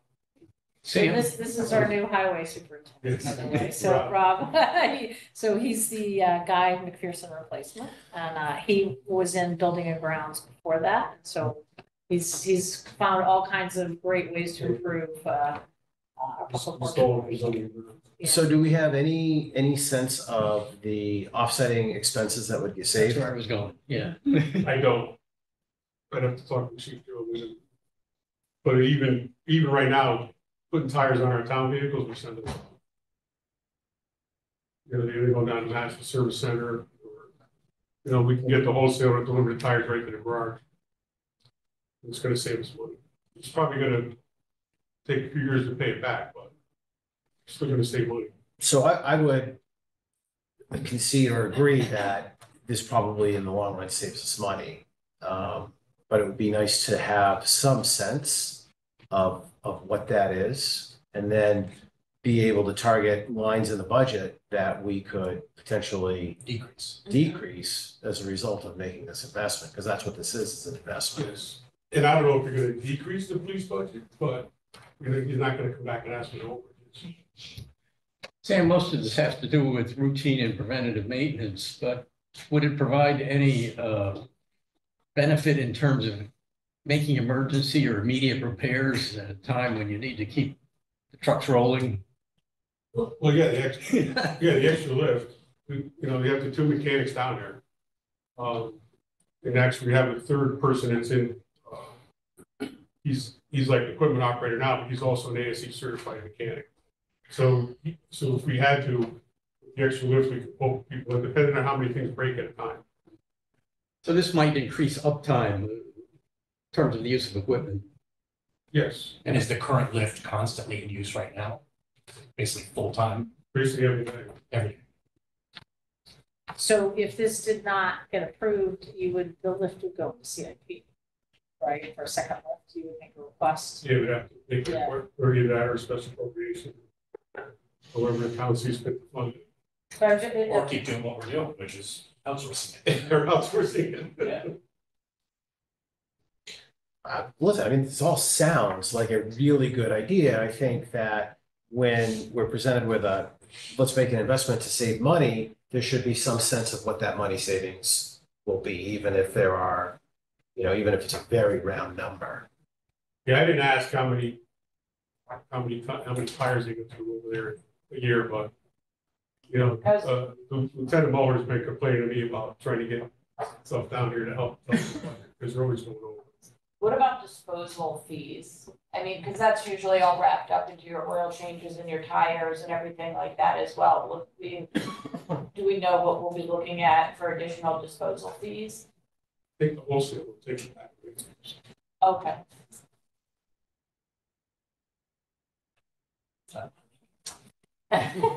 Well, I think we're hearing from the operations on the ground that Yeah. these would be valuable, but so I feel like it's an opportunity to, you know, support that. And then, you know, can we tie every penny to savings?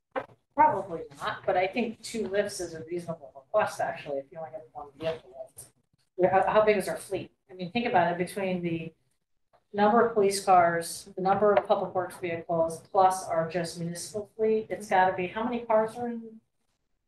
Kristen, you must have this memorized. I mean, it's Probably that was got 60, it's gotta be like 50 or 60, yeah, so you got all those vehicles, you know, constantly having issues. I mean, I don't know, you know, when we had 3 cars, I was like, pulling my hair out, so, in that sense, I'm Well, just we saying, have, so we yeah. have a historical Yeah. spend, we've got Yeah. a record of what it costs to maintain Yeah. the fleet using outside services. Yeah, If we start taking these services inside, we should be able to come up with a new number that represents a savings, and with the budgeting conversation right around the corner, I think that would be the expectation that So you- that we would see that, maintenance would go down. we would see numbers go down, yeah. so I think the question is, would you rather table this and then see what the, you know, they have it as part of the budget, and then we'd have to support it through the budget, or this is an opportunity to kind of knock it out now? No, So, I think we can make the decision, well, I'm sorry, I speak for myself.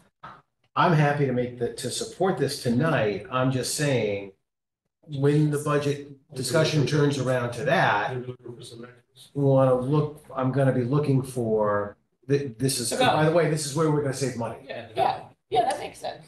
And the Board of Finance will be having the same conversation with you, so now you know what to be prepared when they, because they have to approve this as well. With that, And let's put a fine pencil on this though. Yeah. You know, at the end of the day, we're talking about ARPA funds, not Yeah, town funds. Right. So this is an investment, Right. leveraging a different funding mechanism. Right. I believe that anytime that we have the ability to take away from having to outsource, we're gonna end up saving money. We have every resource available currently. What we don't have is the equipment, the proper equipment. So we have the employees, we have the certifications. What we don't have is the proper equipment to be able to take away from having to outsource. Not only that, that turnaround time that we talk about, well, that turnaround time decreases dramatically because we're keeping it right in house. That ride down to the garage, and with the expectation of a turnaround time of say 90 minutes versus bringing it to Ham Nassif, bringing it to Grossman Chevy, et cetera, changes quite a bit.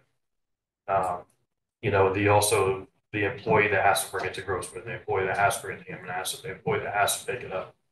Now everything's kept internally, kept right at the town garage. Absolutely, you're going to see savings. You know, the savings, you know, isn't going to be overnight, but you're going to see, I think, pretty quick. Okay, so we will get better numbers in terms of what we're currently spending. And then we'll be sure to make sure that you're aware of like how we're saving money. So, okay. So, the next one, reports excavator. So next one is a mini excavator that we bought used 8 years ago, in 2016. We bought off a contractor. Anyways, it's a nice small machine. It's good for getting in people's backyards and stuff like that. Doesn't have the capacity. So right now, the main work that does is when they go out and prep the roads for paving, is catch basin top replacement, catch basin replacement. And the lifting capacity right now is about 1,200 pounds. Some of the catch basin tops weigh 1,900 pounds. Some are 1,000, so it's always working at its max. Buying a bigger machine, so a little bit bigger machine with an 8,300 pound capacity, you're not truly maximizing the machine out all the time. It's not working to max. The engine is now more fuel efficient. We had rented one, because ours broke down, so we had rented one for a month, and I think they filled up the tank once for 3 weeks we had it. 4 weeks we had it. And it's much easier, it's much safer. Crews aren't on edge, you know, wondering if the machine's gonna tip. It's always tippy when they're doing these catch basin tops. So safety wise, and then this machine, I don't believe is in our replacement schedule, but we do have a backhoe that's 27 that we could pull out of the replacement schedule to save some money there. So we're gonna have to replace that backhoe. Buy this machine now. A lot of money. Well, I mean, I think I'm kind of, your thing, I maybe like to see this go through CIP. That particular. for the excavator. Well, I think that I'm supportive of it because I think they've made a strong case. We have a lot of maintenance, you know, we put a lot of stress on our equipment. But the problem is we have limited funds with ARPA, right? So is it better to address this in CIP? And maybe we can pull it forward in CIP, you know, if we feel there's an urgent need, you know, and address it through that way. That was my thinking on What year in CIP is it now? Backhoe is 27. And there is no, This is not in the. is not, yeah, so all the more reason to see it get put into the CIP and talked about. Then, so January, usually the price increases, and there's like a 3 to 5%. So the longer you wait to do it, the more it's gonna cost. And this has all the attachments.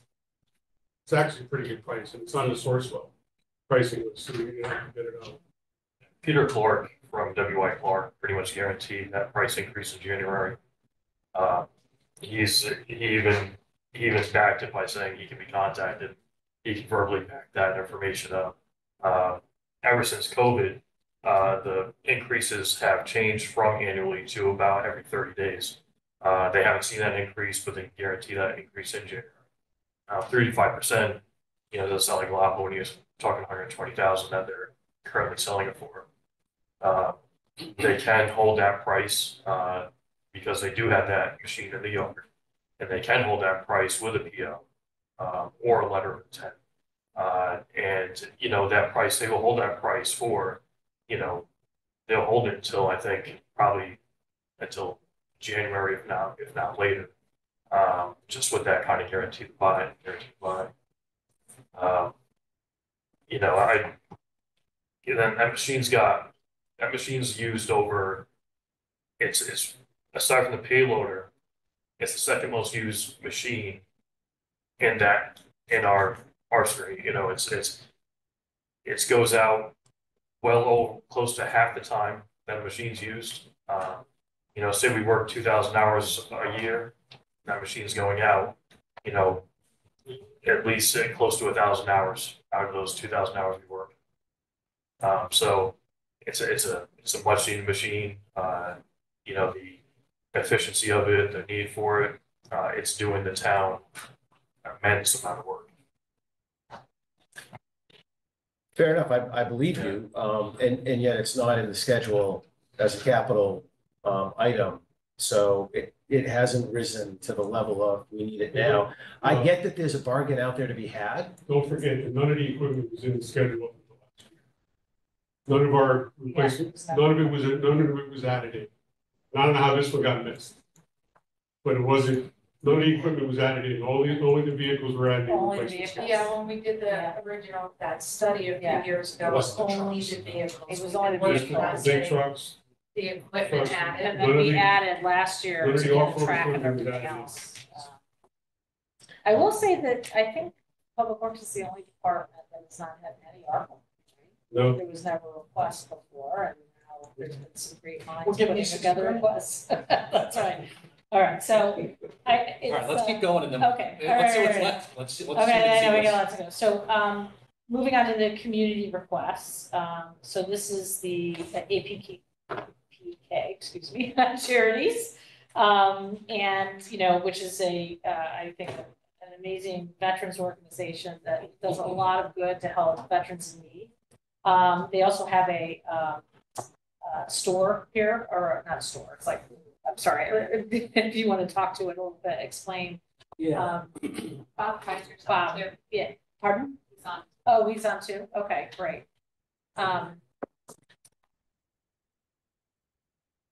So I think that, you know, this is a program, the thought was this money was actually going to be going towards more of a assistance with partnering with Madison Youth and Family Services and reaching out to veterans with mental health issues and trying to put them in touch with resources and things like that. But and there was not a previous request made, if I recall. There was discussion, I know we talked about, but it was kind of past the window, I think, when the committee had been in session. So I think this is a great opportunity for us to show support for a great charity that helps our veterans. So I don't know if there's any questions from the board on this, or No, that's great. I think Yeah. you're Yeah. very supportive. Yeah. I'm appreciative of all the work that gets done. I just, and I read it, and I'm just gonna say that, you know, personally, taking the time to make sure that the resident veterans are availing themselves, educating them so that they can avail themselves of everything that they're entitled to. Yeah, this follows a model that we used over in Guilford, where we went to the tax assessor's office and we identified actually 450 veterans in Guilford who had filed their DD 214. And we partnered with the Guilford Family Services there, and we sent out a letter to all 450, and we had 35 to 40 veterans come. 9 agencies came, and we solved a whole number of problems that veterans had. Wow. And from that, we helped 3 veterans right away to a tune of about $12,000. So the $15,000 that we're requesting is really a drop in the bucket. Since Andrew passed in 2013, we've donated over $530,000 here in the state of Connecticut to veterans. to, to help them. And so what our hope was to do something similar. We've already done one bathroom here in Madison, for a veteran. We did a total bathroom rehab, cost $5,000. So to ask for $15,000 is, for all intents and purposes, a fairly conservative, request. I would like to echo what you said. APK Charities is a very, very well established organization here in town. We at the VFW have worked with them, as had the American Legion also, so I can speak for them. APK Charities is what he just described. We get phone calls all the time. Usually the phone call I get is from the spouse or the daughter of a deceased veteran who said she didn't know what her father or her brother or her uncle set up. So this is a way for them to educate these veterans so that I don't get the phone calls prior to the funeral. Where do I go from here? I don't even have his discharge. So that kind of thing. So this is something you really want to. There's something that you ought to know. There's a Guilford Madison Veterans Advisory Committee that Ellen has been on for 11 years since Andrew passed, along with representatives from the VFW, American Legion. They did not receive one single request from a veteran in the 11 years until we published the fact that we were out there and bringing the agencies together for this resource meeting. So people are afraid to come, they're hesitant to ask for help.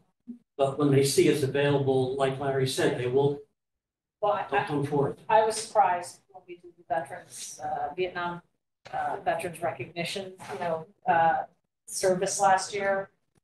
How many veterans weren't even aware of like the town tax abatement? They were, so that just, just people I knew, they were like, I didn't know I needed it, and so, and a lot of them I didn't even realize were veterans. So a lot of people don't talk about it. The announcement at that program. Yeah.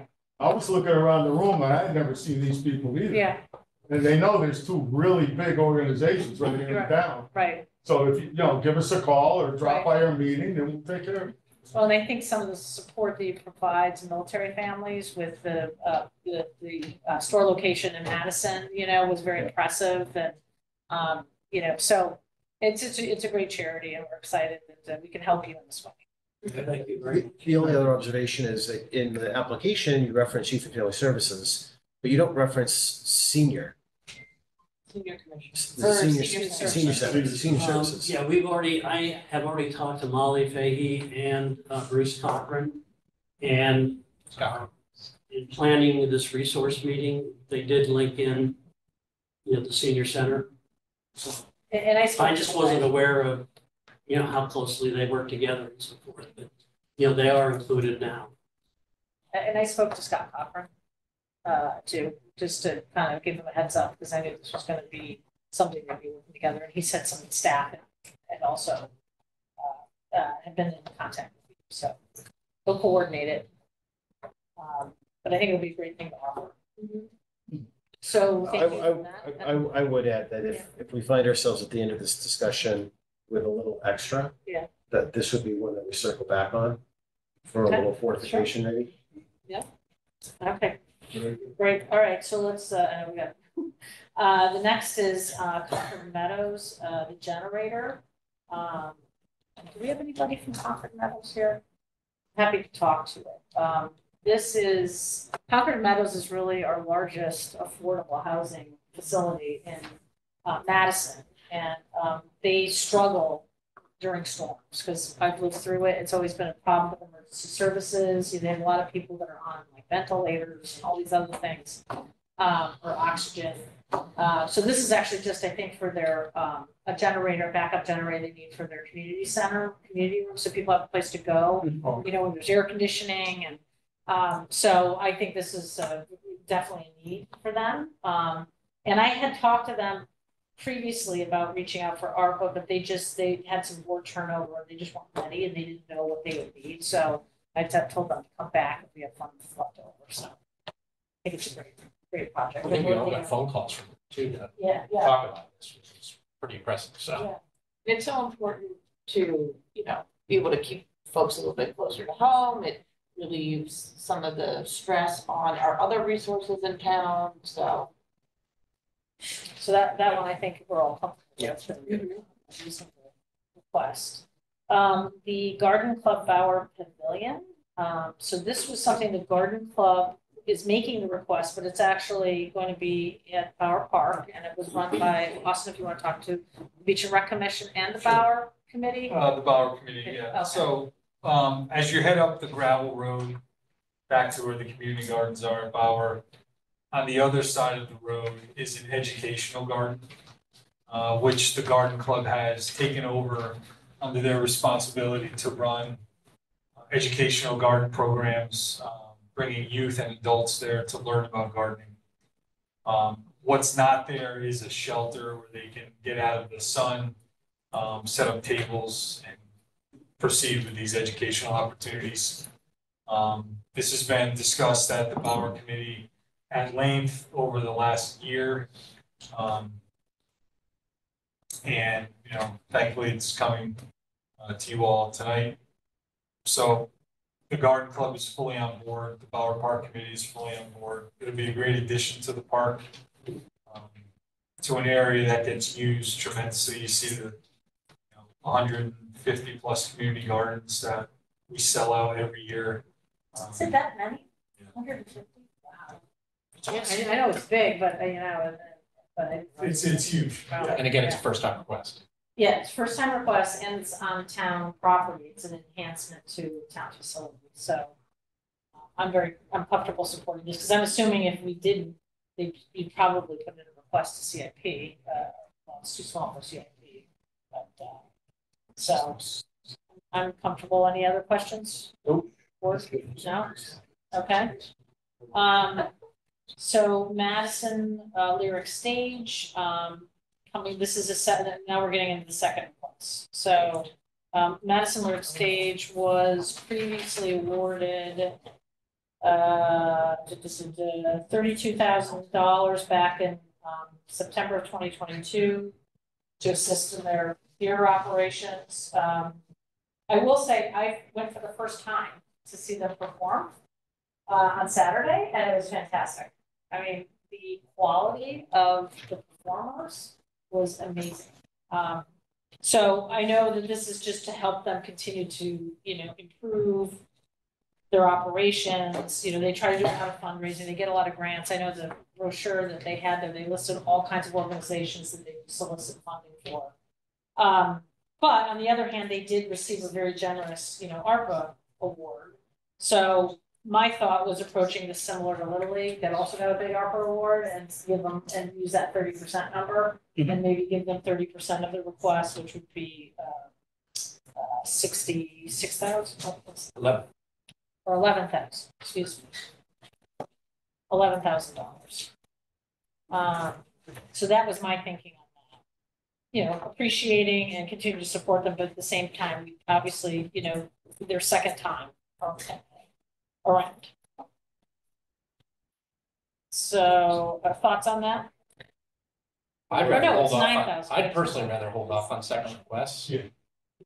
If we have an opportunity to potentially look at the excavator. Do you rather table second request right now? I'm leaning that way. I look Well, at we the Little already League did one a this, little we bit did it. differently because they contributed an investment as well. So they were putting money in. I don't know, about this. I'm personally not okay with taking the VFW windows off the list at this time because it's community space. We have businesses that use it, we have veterans that use it, we have And we also. children's programs that use And it. we promised them. Yeah. Well, I was gonna say that was That was a different, because different they came with the whole project, Yeah, and yeah. then we said, we're gonna break it up into That pieces was if there was more funding left. So I Yeah. think VFW is a little different situation. However, I would like to stick a pin in this one for a moment, Which one? this Lyric lyric stage stage. one, Okay. and move on to Yep. the other ones. Yeah. Okay, Yeah. so that's a whole, and it's not, this is never because we don't think these are worthy requests or worthy We just sent you organizations. this. Yeah, we're just trying to make sure, Good ones. you know, the idea was sprinkling a lot around the community. Yeah. So, we can move on to. We did Why do I that. have like multiple lists in front of me? The FW is one we already said we were gonna do Yeah, it, my list over Yeah. here, right? okay. So we don't need to talk. Yeah, so we're good, you got us the window replacement quotes. Yeah. For the Yes, 29,000. you got multiple quotes. Multiple quotes, I The asked for money will be 3. spent immediately. Thank you. And So, that is a reasonable number. That's not something I made up. And Yeah. that is gonna finish, the outside of the building will be completely enclosed and winterized. Right. I've got some big things going on inside, but this is finishing the outside of the building. Awesome. So Jen and Peggy have seen the building, you know what I'm talking about. no, And I these- think it's. These windows, by the way, go back to 1965. Yeah. They don't make them like that anymore. Well, I understand they weren't new to begin with. Oh, really? You Well, have used windows? That's what like Polson's windows. I think they're gonna get Make this replaced. stuff Okay, thank you very much. So I think we're all supportive of that, and we told you that we would cover them. The Vibe, that was one we had tabled last time. If we were gonna take this kind of approach that I had been doing 30%, then we would award them something, but if you wanna table the second request, we already told them we were doing. Right, this is second request, yeah, so we'll table that. And that leaves us to Wellington.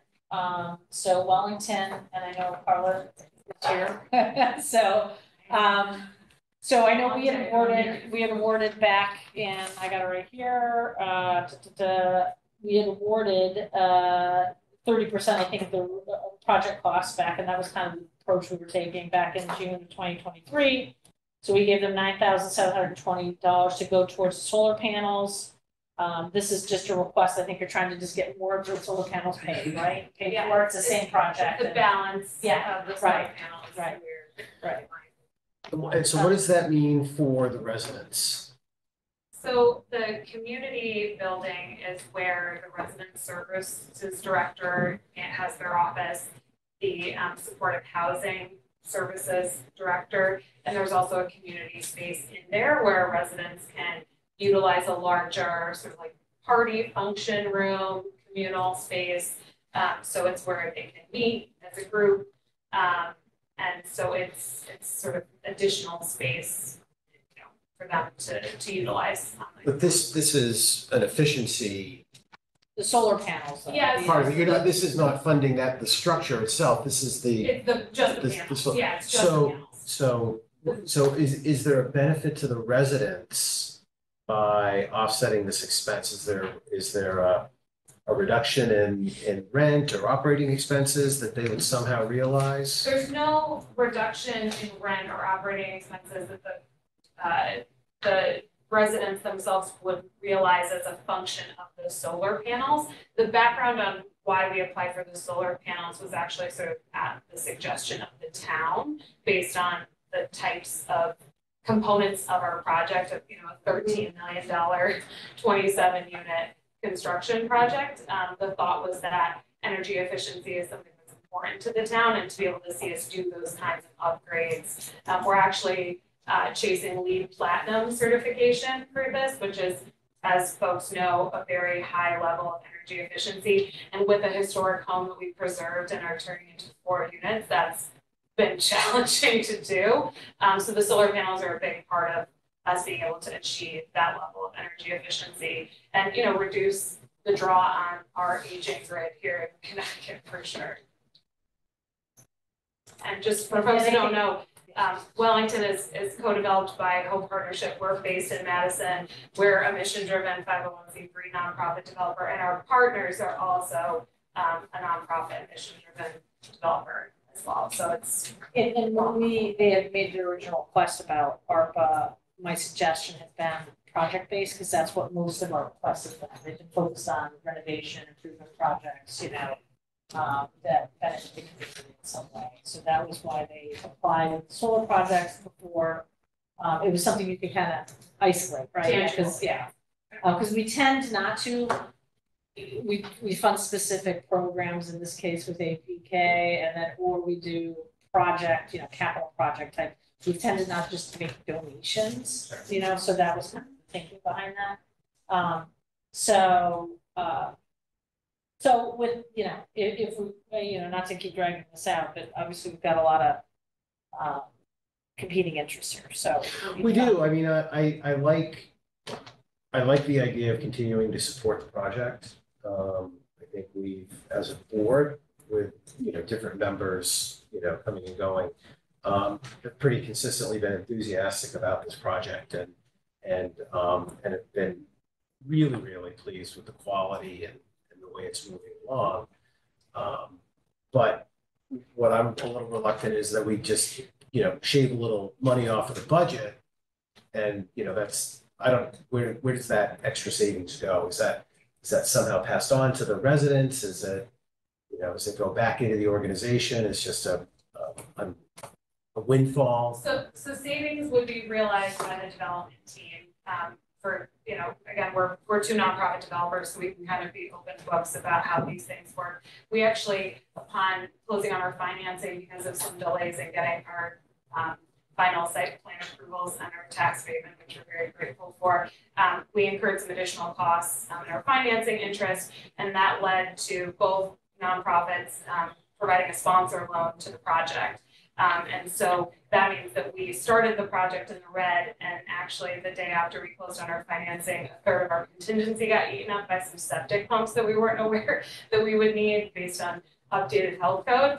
And so we, it's the reality for a nonprofit developer is that every dollar we don't make on this existing project that we're working on is another dollar we don't put into our next project. And for Hope, I'm the only paid employee. We have an extremely small staff, which is me. And so the reality is that, everything that we're doing is looking at the next project. How do we expand in our region, doing this type of appropriately dense, affordable housing that folks can feel good about, right? They can drive by it and say, this looks great. We're happy to have this here. This is a fantastic resource for our community. So that's. And I think we're overall very supportive. Absolutely, with the tax abatements and the ARPA, I think probably right now it's more about the, more limited funds and trying to just prioritize like which groups, and Make sure we spread it around. Yeah, that's, I think, really what it is. And so I think the question is this one we table along with some of the other second requests until we see it, Well, we can retally everything. I think, personally, this would be one that I would want to see us try to support. Yeah. And I mean, the more good conversations come out of this at its completion, the easier future projects are going to be for the town, and easier it's going to be to show the benefits. So.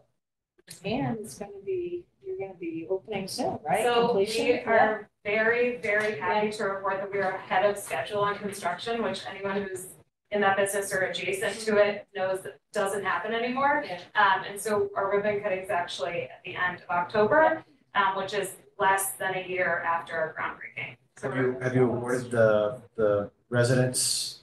So the initial waitlist period happened in July, and we had 150 applicants for 27 units, or 28 units of new construction, and then 7 of those are set aside for a special program. So we had interviews that happened with the top of the list. And so some of the folks have gotten through that process and they're starting to get assigned to units, and the rest are sort of being filtered through. So some folks have already, committed soft commitment to.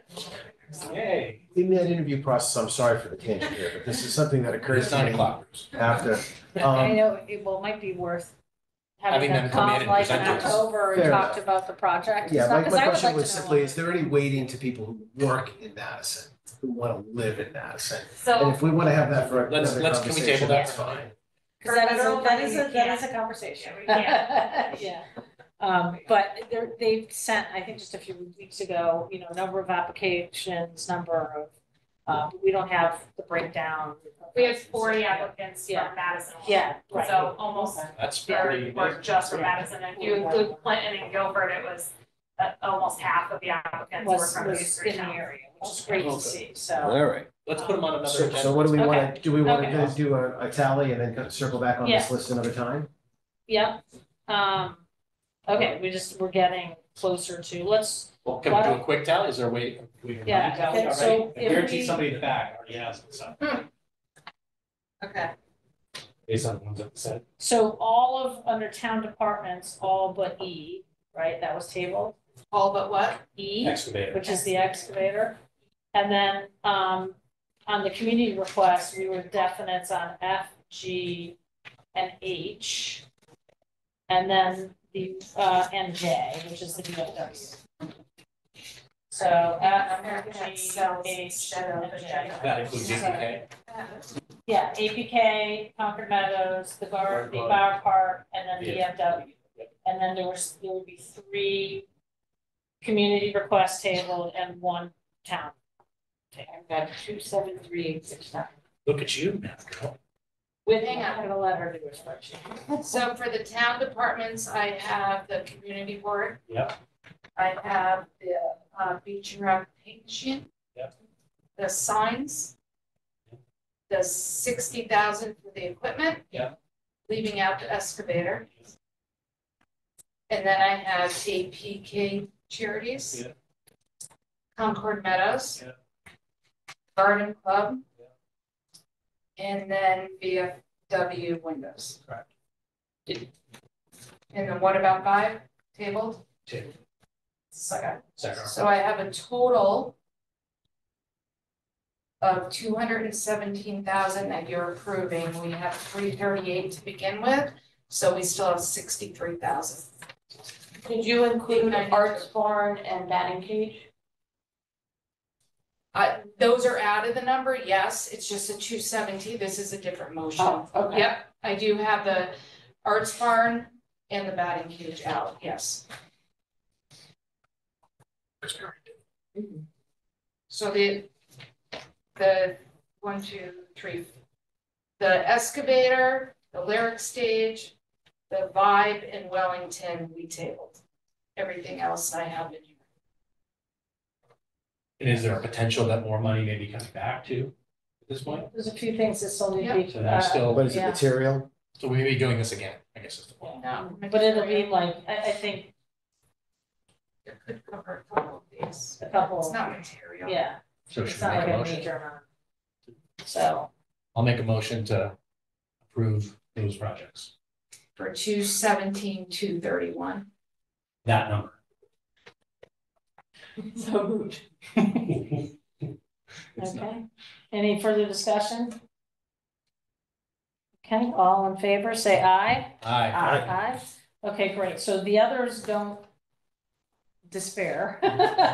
So I think we're gonna hold on to, we are getting some more dribs and drabs back from different accounts, and then we'll sit down again and kind of work through the balances from there, and hopefully we can still, provide some support to some other groups, and then or we'll figure it out.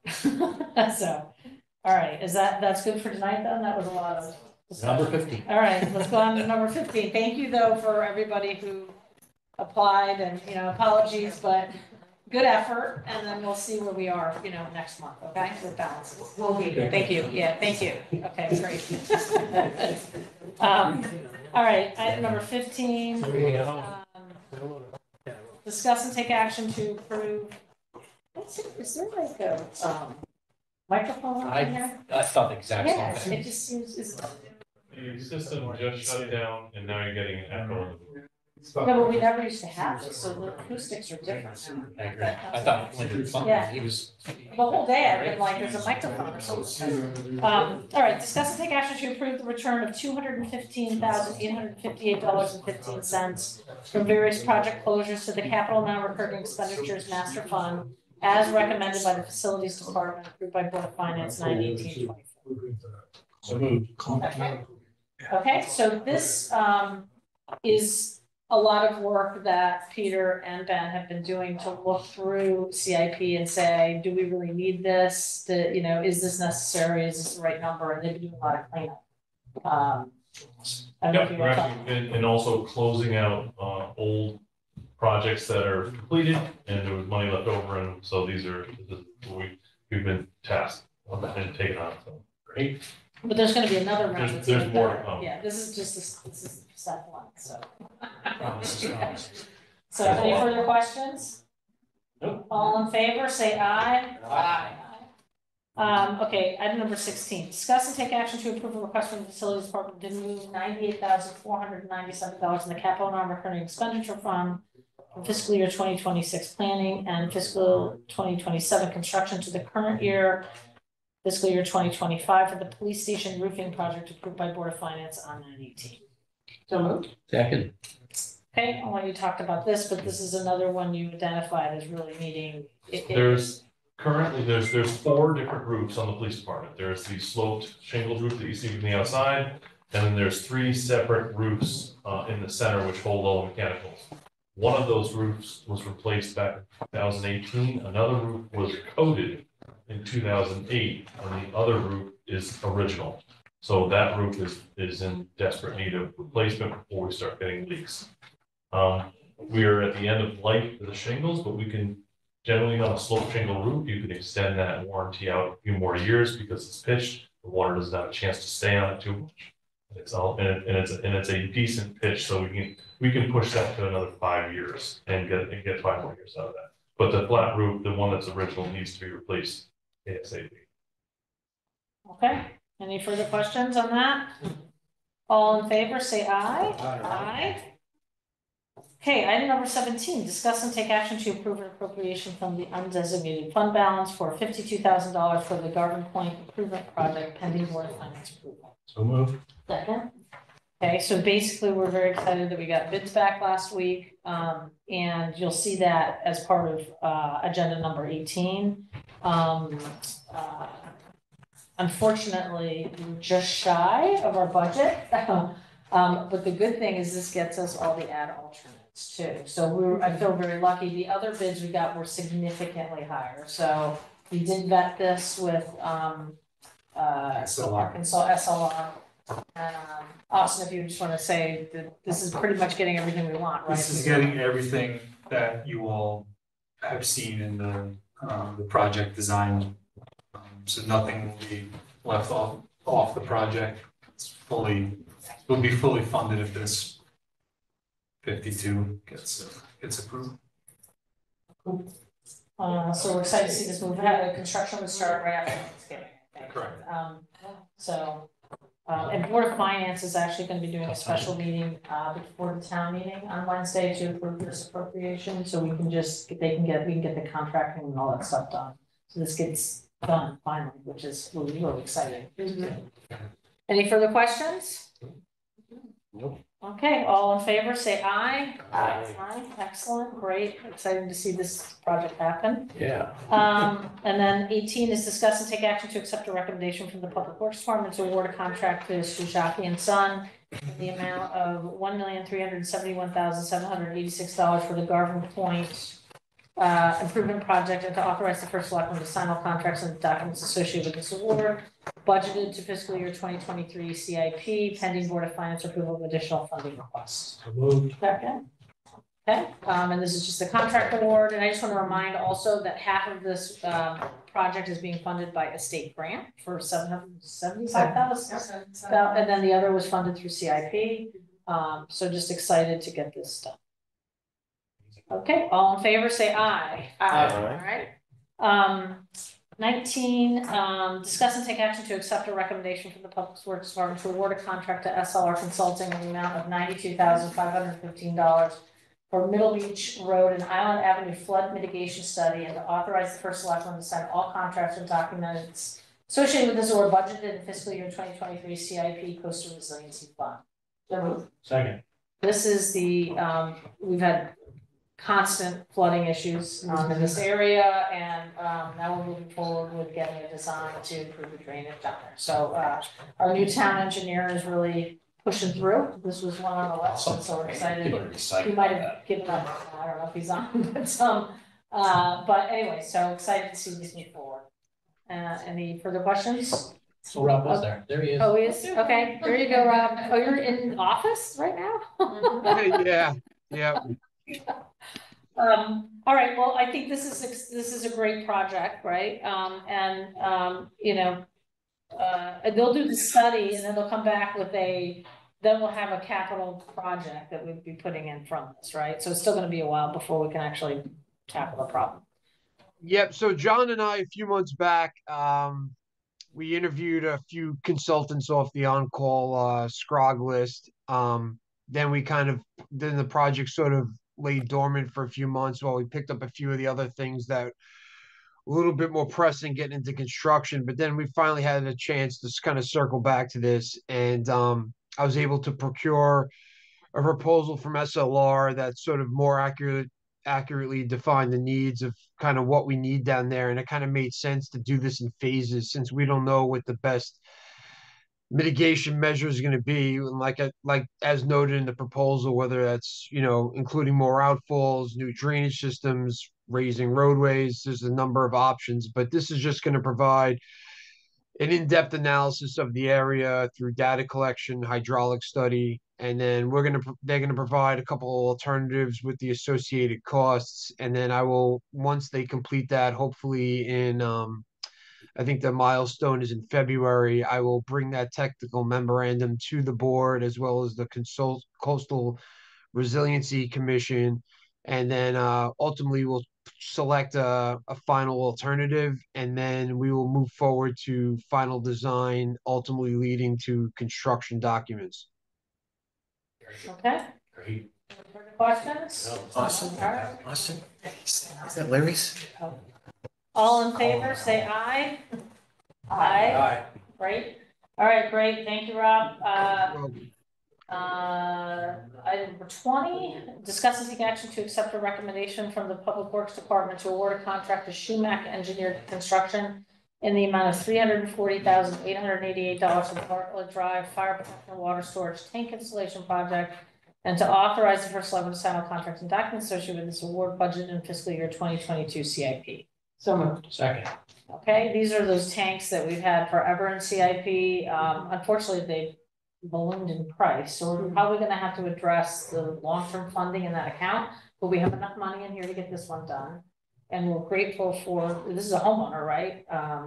For stepping up and being open to having one of these tanks put in their property. It's an important fire protection measure. So any further questions on this? Nope. Okay, all in favor, say aye. Aye. All right, great, excellent. And item number 21 is citizens' comments. There's any citizen comments? No, we have one citizen and staff and okay. I'll look online. We have, we've got some, no hands raised online, going once, going twice. With that, I guess, moving to hearing no objection, let's adjourn the meeting. Thank you, everybody.